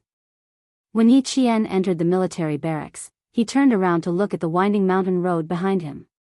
All he saw was lush green trees. Under the blue sky and white clouds, birds flew and left behind a graceful shadow. As soon as he entered the barracks, whenever he encountered a soldier, they would stop and salute Uncle General. Their words and actions were full of respect. Yi Qian obediently followed Uncle Jen's footsteps. He didn't look or ask anything, as if he was a frequent visitor to the barracks. He wasn't curious at all. 5th Company, arrange for the soldiers to come over tomorrow night. Have the squad leader prepare a list of names. I want to test them. Standing in front of the soldiers, Uncle Jen's expression was extremely serious. Every word he said was an unquestionable command. Suddenly, a series of consecutive gunshots rang out in front of them. Yi Qian, who had his head down, suddenly looked up. As the gunshots rang out one after another, his heart trembled with the sound of the gunshots. It was as if something in the depths of his body had suddenly awakened. It wanted to break through the restriction and fiercely hit the ground. It's gunshots. The soldiers are hitting targets. Uncle Jen, who had signaled for the soldiers to leave first, looked sideways at Yi Qian and smiled. I'll show you the shooting range later. Today, I'll take you to another place. Their destination was also in the direction of the shooting range. They didn't stop until they reached a barracks where soldiers were standing guard. This was a restricted gun room that normal soldiers could only enter twice a week. Familiar with, understood, precise, and professional. The forward banner was hung right in front of the gun room. All the soldiers entering and exiting could see it as long as they raised their heads. The moment he entered the room, Yi Qian's dark eyes lit up like a small flame. When a normal person saw the rows of pitch-black steel spears that were suffused with a cold light, a sense of fear would have already quietly risen from the bottom of their hearts. But Yi Qian only knew that his blood was boiling. It was a thirst for power. It was an urgent desire to touch them. He turned around and looked at Uncle Jen behind him. His clear voice trembled with excitement. Grandpa, can I touch them? There was a cry that came from the depths of his heart. It kept calling him to walk over, reach out, and pick up the rows of guns that were gleaming with a dark cold light. Chapter 52. She finally knew what it was that wanted to break through the restriction in her body. It was a desire to become stronger and more perfect.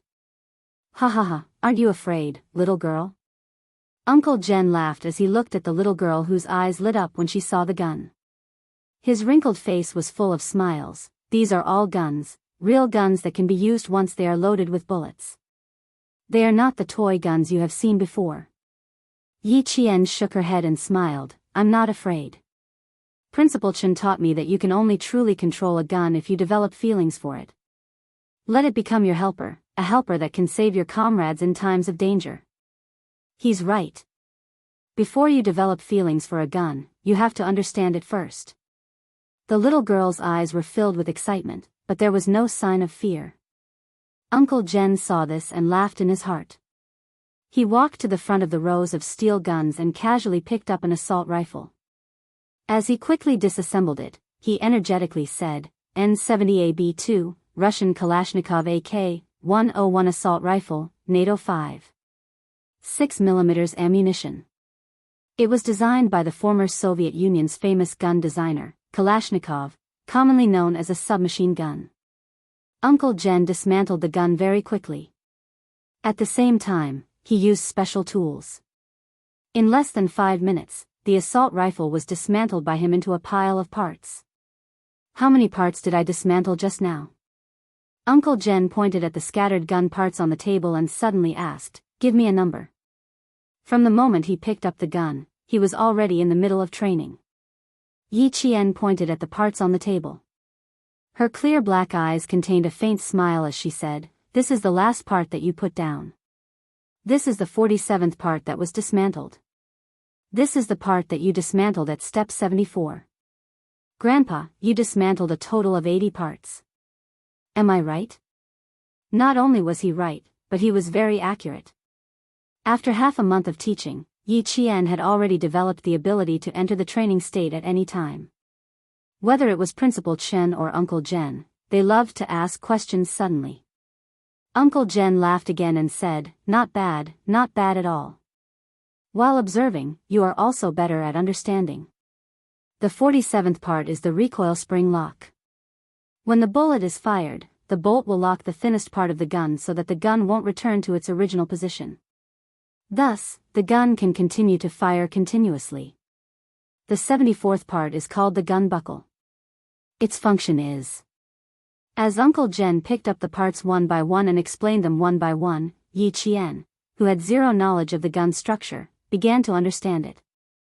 For the whole day, Uncle Jen kept dismantling the guns, while Yi Qian kept repeating how many parts each gun had and what they were used for. Assault rifles, shotguns, semi-automatic pistols, manual rifles, revolvers. Not only had she touched a series of firearms, but she had also disassembled them herself. She had a deeper understanding of them. Revolver, ejector lever, central spring, rebounding block lever, camera body. Yi Jian mumbled as she walked towards the classroom with her textbook in her arms. She recalled the knowledge she had learned yesterday and this morning over and over again in her mind. Chapter 53. And Jessen chased after Yi Qian from behind. She had already called out to him several times, but there was no response. She couldn't help but feel worried. Just as she was about to catch up, Yi Qian sensed something and looked back. He happened to see the worry on her face clearly. What's wrong? You don't look too good. No, I called out to you 3 or 4 times, but there was no response. I got mad. Yi Qian's smile was still bright and beautiful. There was no change in his expression. And Jessen secretly let out a sigh of relief. Sorry, I was studying and didn't hear you.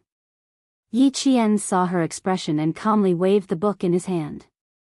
He smiled and said, once the holidays are over, the midterm exams are coming up. I have to hurry up and study. There was no time at night, no time on Saturday, and no time on Sunday. She could only squeeze in time to study for the entire semester. That's right, Yi Qian was studying for the entire semester, not just what he had already studied. And Jessen's worries were swept away. She giggled and said, okay, it just so happens that I also need to study. After the evening self-study session, let's each do 10 questions in the classroom before we go back to the dorm. She waved the test papers in her hand and looked at Yi Qian with a pleading expression. Do me a favor and finish this test paper with me. My mom bought it. Was this what you were worried about? Yi Qian took the 2 sets of test papers from her hands and casually flipped through them. He smiled at her and said, "These are very simple questions. What's there to worry about? Listen, Inying, listen. Some people just don't know the immensity of heaven and earth." Xia Sifeng's cold voice came from behind her. She mocked, "Does she really think she's that great?" And Jessen stopped in her tracks. She tugged on Yi Qian's sleeve and said in a low voice, "She took half a month off. Isn't she afraid that she won't be able to keep up? She's the one who thinks she's infallible." She was referring to Yi Ying, who took 2 weeks off. Based on my understanding of her, taking half a month off is definitely not a break. Yi Qian didn't turn around. He smiled faintly and said, "Teacher Ku has to leave the school during the lunch break. He even brought along the math teacher from class 3. Guess where the 2 teachers are going?" And Jessen immediately thought of something and exclaimed, "It can't be." Of course. So, classmaten, work hard. Yi Qian raised his eyebrows and smiled, ignoring the stares coming from behind him. Yi Ying had always been smart. How could she lose her final advantage in school? At this moment, Yi Ying coldly retracted her gaze. At the same time, she pursed her lips tightly and lifted her chin slightly. She said to Xia Sifeng, "Why do you care about her? What will happen to arrogant people?" "That's right. What would happen to an arrogant and complacent person like her?" Yi Qian, who had walked to the door of the classroom, turned around and smiled at her. The corners of his mouth curved into a cold sneer. "Yi Ying, I will crush your pride with my own hands." Their gazes met. They were like fire and water. Yi Ying, who only dared to return to school after half a month of peace, secretly gritted her teeth. No matter how angry she was, she had to endure it. After a series of suppression, Yi Ying finally understood that from now on, Yi Qian would never listen to her obediently. And she could no longer threaten Yi Qian with words like, "If you dare to do better than me, I'll kick you out of my house." Chapter 54. There was still half an hour before the evening self-study session. Most of the students in the class had arrived. They gathered in groups of 3 to 5 and had endless topics to talk about. Yi Qian and Jessen entered the classroom. A few students who had gathered to discuss the test immediately said, "Did you do the last geometry question? It's so difficult. I can't do it at all. Don't ask me. I didn't do it." And Jessen put down her bag and said domineeringly, "I don't know how to do it. I didn't do it. It's that simple." "No way. You didn't even do it. Yi Qian can do it. Look for her." And Jessen took out the test paper and said loudly to Yi Qian, who was still in his seat, "There's still half an hour before the evening self-study session. Let's talk about how to solve this question first." Her voice had always been loud. Even the students who were messing around could hear her. They all stopped and looked at Yi Qian. A student laughed and said, "Yi Qian, come, teach us. You're much more generous than Yi Ying." Every time Yi Ying was asked to teach her, she had to put on airs. She would either say that she was still thinking about it or that she didn't have time now. Yi Qian was different. As long as she was asked, she would answer patiently even if she had something to say. Yi Ying, who had just come in after adjusting her emotions, heard this sentence. She almost lost her composure. When the student who said this saw her, his gaze drifted. He smiled awkwardly but didn't explain anything. It was the truth. He wasn't spouting nonsense. Yi Ying, who had taken half a month of leave, could only endure it. She sat down with pursed lips and accepted the greetings from her classmates. Only then did a smile appear in her gloomy eyes. "Thank you for your concern. I didn't want to take half a month off because of a small matter," she said with a smile. There was a faint smile on her beautiful face, just like before. There was nothing different. When Xia Sifeng heard this, she immediately said, "What do you mean by a small matter? My mom said that you went to the city for a checkup and found a problem with your heart. She also said that it's difficult to treat and can only be nursed." You can't be too emotional. She also said that you can't even run. What? A problem with her heart? It's so serious that she can't even run? The students who heard this were stunned. Some of them could not help but put their hands on their chests. When they looked at Ying again, their eyes were filled with pity. However, Jessen didn't believe him. She wrote down the formula on the paper and said softly, "Are you serious? You only found out now that you have a heart problem?" Her mother was a doctor in the town hospital, so she knew a little bit of medical knowledge. So what if it's true or false? It has nothing to do with us. You're wrong here. You have to use this formula to calculate the area of the shadow first. Yi Qian smiled faintly. He did not take her matter to heart.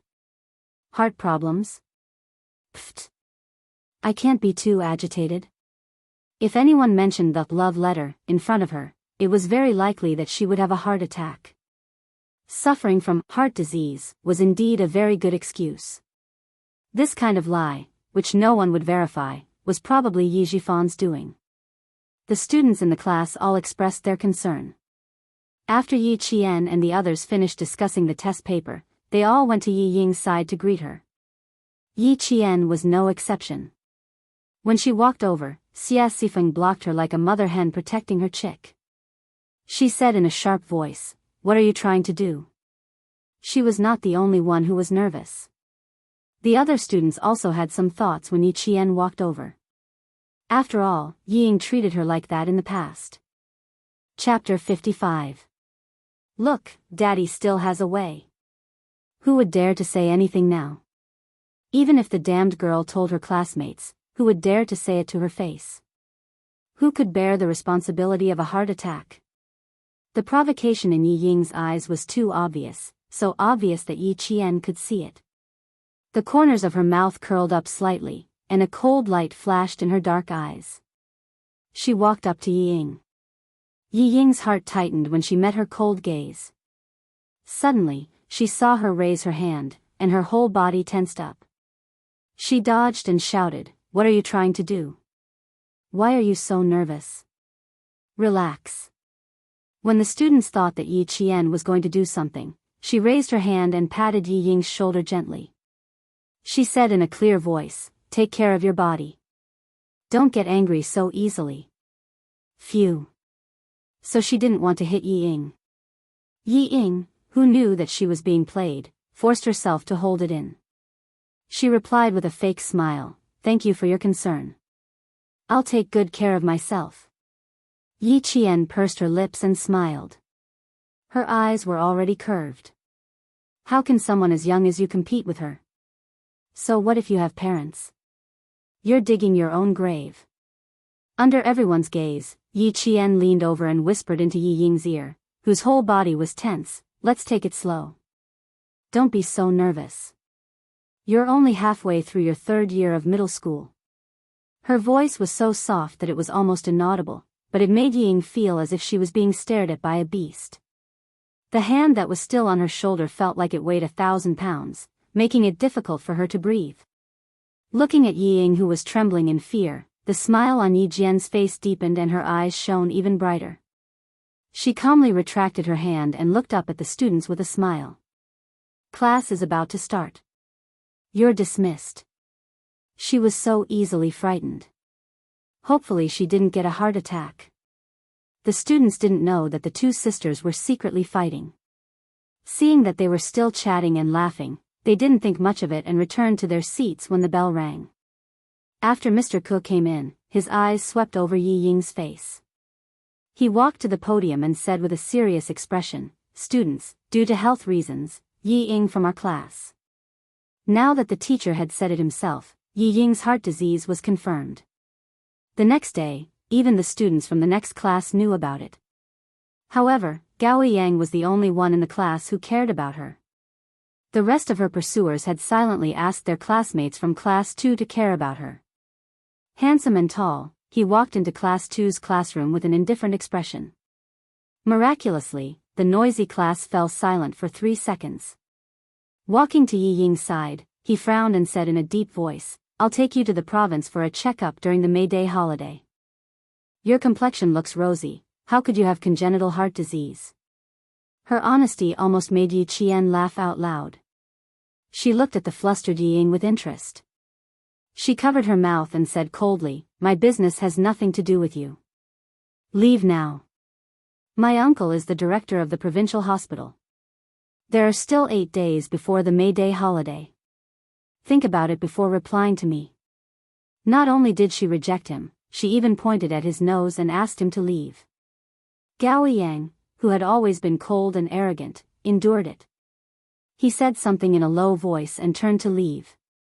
The director of the provincial hospital. Yi Ying's pupils contracted. So his family had such powerful connections.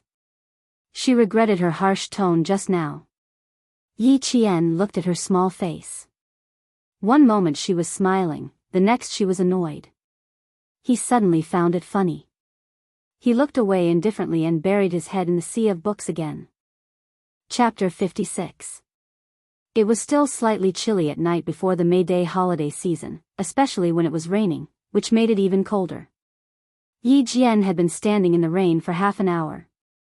Among them, there was a wolf dog that was chained to a leash. It was growling less than 10 centimeters away from her, and its growls made her heart tremble. A sniper's ambush can sometimes last a few hours, and sometimes it can last a few days. You never know when you'll encounter danger. Accept fear, get used to it, and overcome it. This is a necessary psychological quality for a good sniper. In the heavy rain, Principal Chen's steely voice cut through the rain. He had spent his entire life training Yi Qian. Be on standby and ambush 24 hours a day. You'll face wind and rain, lightning, blizzard, and scorching sun. Learn to ignore the effects of nature and the environment on you. That way, you won't waste a single bullet. The rain was getting heavier, but his words were like a heavy drum in the rain that struck Yi Qian's heart. If you want to see the rainbow after the storm, you must first be able to withstand the baptism of the storm. Yi Qian stood motionless. The wolfhound treated her as an intruder and growled madly. The chains rattled as if it would break free and pounce on her in the next second. It wasn't that she wasn't afraid, but that she was afraid and had no way to retreat. If she swayed even a little, she would be pricked by the steel needles at her feet and bleed. In Principal Chen's words, if you retreat, your comrades will be the ones bleeding. Remember, once you pick up a sniper rifle, you have no way to retreat. You must complete the mission beautifully and eliminate the target. If you don't want to bleed or sacrifice your comrades, then you must become stronger. After an hour of standing in the rain, Yi Qian felt as if her legs didn't belong to her anymore. Principal Chen walked over with a towel and slowly squatted down. He looked kindly at Yi Qian, who had fallen into the rain because of her weak legs. He said slowly, word by word, "Girl, you chose your own path. Walk it with blood and tears in your eyes. Only then will you be able to welcome your peak." He gently placed the towel on Yi Qian's head and sincerely taught her, "You will be brighter than a flower in a greenhouse. You will grow little by little under the sun. Without your parents to protect you, believe me, my child, you will live a more exciting life than anyone else." Principal Chen had already heard about what happened during the day. He had been silent for a long time before he added tonight's training. He was telling Yi Qian that she was different. You relied on your own 2 hands to get what you want. That is your true ability, and no one can replace it. Yi Jian, who had caught her breath, raised her head. Her eyes were as bright as a mirror after being washed by the rain. They were so clear that they could reflect the beauty and ugliness of everything. Raising his hand, Zhang Xian wiped the rainwater off his face. Under the gaze of the elder, he smiled and said, "I will persevere on, not for anyone else but for myself. Don't worry, I, Yi Jian, will never give up halfway on the path I've chosen, nor will I let difficulties surpass me." With a sharp sword in hand, she would cut through the difficulties, cut through the thorns, and walk on a broad path. Headmaster Chen laughed out loud and said, "Good," 3 times in a row. He stood up and said, "Good child, you are fearless and magnanimous. Yi Ying is no match for you." Chapter 57. Principal Chen thought for a while, then nodded with a smile. If that's the case, then all the more you have to work hard. Go change in the hot water room. I have something to do in the front. Tonight's training will end early. She had been in the rain for an hour. After all, she was still growing. If she rushed it, it would hurt her body. When Yi Jian came out of the hot shower, she saw Headmaster Chen talking to a middle-aged man in his 40s in the training room. He was wearing a short-sleeved shirt and a pair of perfectly ironed black trousers. He was talking in a low voice. Come, girl. Let me introduce you to this uncle. Principal Chen waved at Yi Qian, who had already put on her school uniform. There's something I'd like to ask your opinion on. What do you think? The middle-aged man was obviously from a military background. He smiled and sized up Yi Qian. After nodding slightly, he said to Principal Chen, I've been observing you for a while. This child is indeed a hard-working one.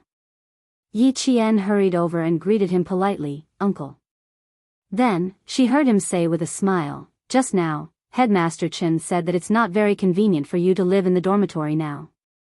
If you go back at 11 o'clock every night, it will more or less affect your classmates in the dormitory. See if you can consider moving out. Move out? Yi Qian was stunned. She had indeed considered moving out. Especially after seeing Ying today, she wanted to move out even more. She hadn't thought of a plan yet, but Principal Chen had already arranged it for her. The feeling of being cared for and cared for by an elder was really good, really good.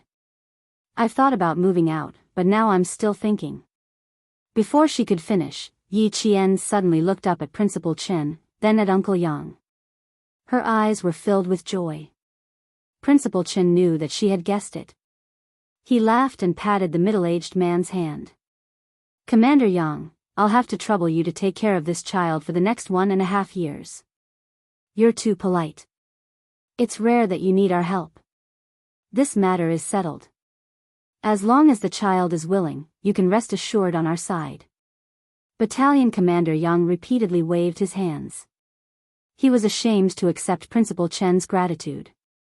She's staying in a room with a separate bathroom and balcony. She's still a student. How about this, I'll add a bookcase and a desk lamp for her tomorrow. What do you think? You arrange it, you arrange it. Seeing that Yi Qian had considered everything thoroughly, Principal Chen was even more relieved to let Yi Qian live alone in the recruit assembly camp. Not only was it safe here, it also wouldn't attract any attention. Yi Qian didn't know how many times his eyes reddened. He bowed deeply to Battalion Commander Yang. Thank you, Uncle Yang. I won't cause you any trouble. Before he could bend his waist completely, Battalion Commander Yang's strong hand had already reached out to stop him. He said in a low voice, You're too polite, kid. Remember, we soldiers are indomitable.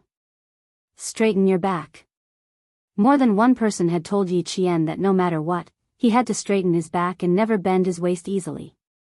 By the time he returned to school, it was already 11 at night. Yi Qian gently pushed open the door to the dorm. Dai Qing's brows furrowed slightly. In order to make it easier for the dorm management teacher to check on the dorm rooms, all dorm rooms were not allowed to be locked from the inside. But tonight, it was locked from the inside. Chapter 58. Yi Qian didn't knock on the door. His dark eyes stared at the closed door, a cold smile spreading from the corner of his mouth to the depths of his eyes. Very good. She's starting to make small moves as soon as she comes back. Without knocking, he turned around and went straight to Anjessen's room.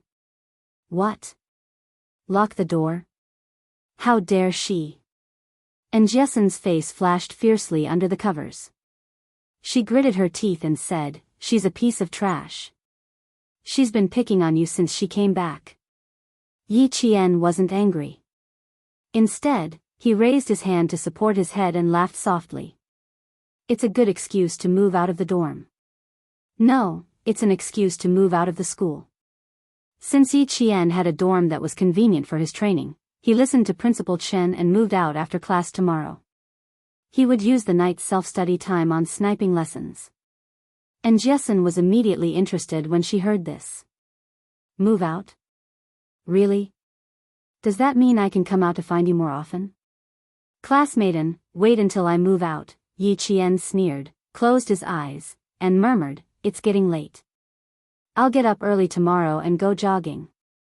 TCH, you're lying. And Jessen saw that she wasn't excited at all about moving out.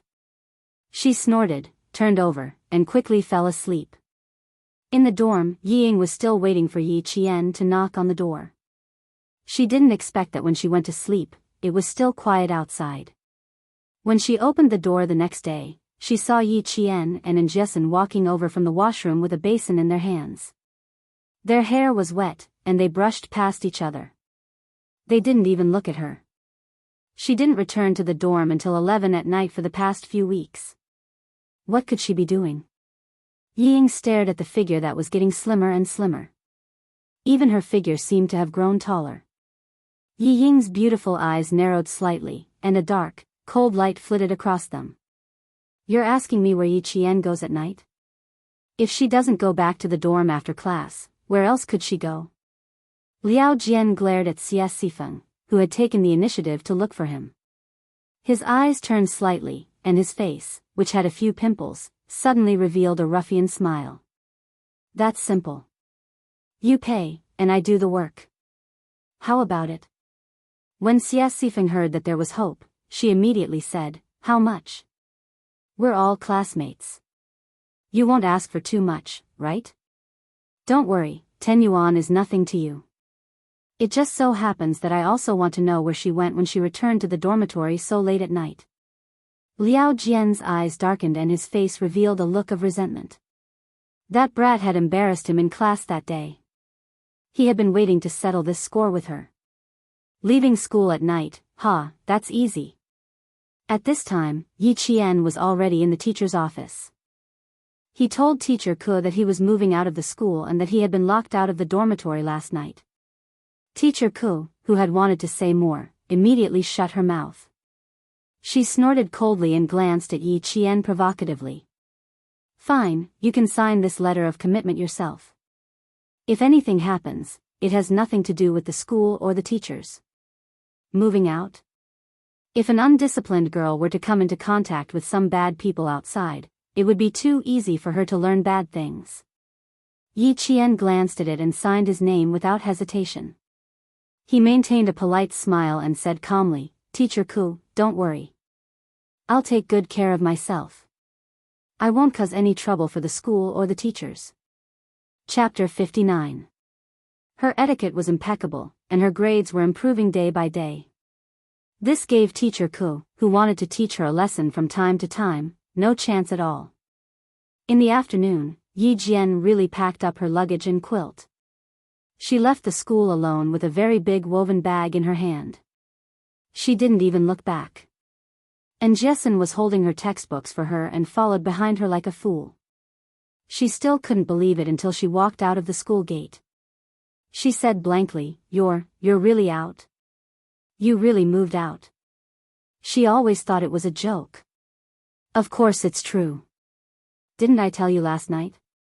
Yi Qian moved her luggage to a common three-wheeled passenger car in town and said to Jessen, who was still in a daze, hurry up and get in. It won't be good if your name is recorded. And Jessen hurriedly put the bag containing her textbooks on the car and rubbed her face before replying, You did a good job. Just now, Yi Ying's face was so twisted. How could it not be twisted? If she wasn't in the dorm, Yi Ying wouldn't have an excuse to talk bad about her in front of her classmates. I don't care about her right now, and I don't want to deal with her. I just want to study hard and get into the provincial high school. It's a waste of my time to argue with her. Since she couldn't directly kill her and kick her out of school and leave her with nothing, why waste her energy? After Yi Qian finished speaking, she nimbly jumped onto the car and waved at Jessen. Then she took her luggage and moved into a brand new place. People came and went after school, so Yi Qian's departure didn't attract much attention. Only Liao Jian, who had a lollipop in his mouth, looked at the leaving tricycle with a cold smile. He walked to the motorcycle that picked him up and patted the back of the young man with the green tattoo on the back of his hand.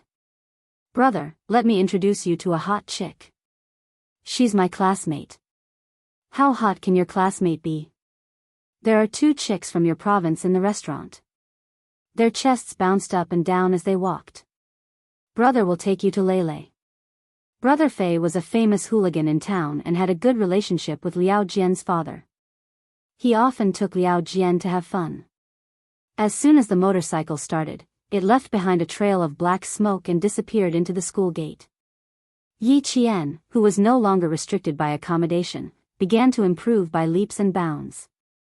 That kind of improvement surprised even Principal Chen. Yi Qian became even more infatuated with sniping the moment he touched a gun for the first time. It was the infatuated bullet that flew unstoppably and hit its target. He was infatuated with the joy of defeating himself again and again. During the entire May Day holiday, Yi Qian followed Principal Chen and Uncle Zhen to practice again and again in the deep mountains and forests. He gritted his teeth and endured the hardships again and again. Target is 470 meters away, hit between the eyebrows. After putting away his sniper rifle, Yi Qian carried his gun and jumped down from the tall tree. He hugged the tree trunk and stepped on the branches. When he reached a certain height, he jumped down from the tree. Her face was covered in green paint and she wore a helmet that didn't quite match. Her palm-sized face looked especially small and delicate. Principal Chen picked up the straw man target and walked over the bushes. He removed the empty bullet that was shot between the straw man's eyebrows and handed it to Yi Qian. Keep it well. It is also a witness to your growth. Chapter 60. Yi Qian's improvement could be described as godly. The more he taught her, the faster she absorbed. Principal Chen and Uncle Zhen had privately discussed this with each other many times. At the same time, they had more confidence in Yi Qian. Principal Chen opened up the foldable table and signaled for her to sit down. Under the scorching afternoon sun, he began to teach her sniping theory. There were too many things a sniper needed to learn. From learning how to move stealthily to setting up a firing position, from accurately reading a map to taking aerial photos of a battlefield. Even the ability to enter and exit a position while hiding were all things Yi Qian needed to learn. A year and a half in junior high was enough for Yi Qian to absorb all this knowledge that would benefit her for the rest of her life. Only shoot once. Remember, there must not be a second shot. Don't give the enemy a chance to find out where the bullet came from. You only need to shoot once and disappear after hitting the target. Then you'll win on the battlefield. The first shot is a matter of life and death. You need to observe the direction of the wind, the weather, and the visibility. If you shoot from a long distance, the wind's speed and the bullet's gravity will change the bullet's trajectory. If you miss the first shot, the target will be alarmed and discover your presence at the same time. The second shot is very likely to be from the enemy's side. Accurately calculate the shooting range, wind speed,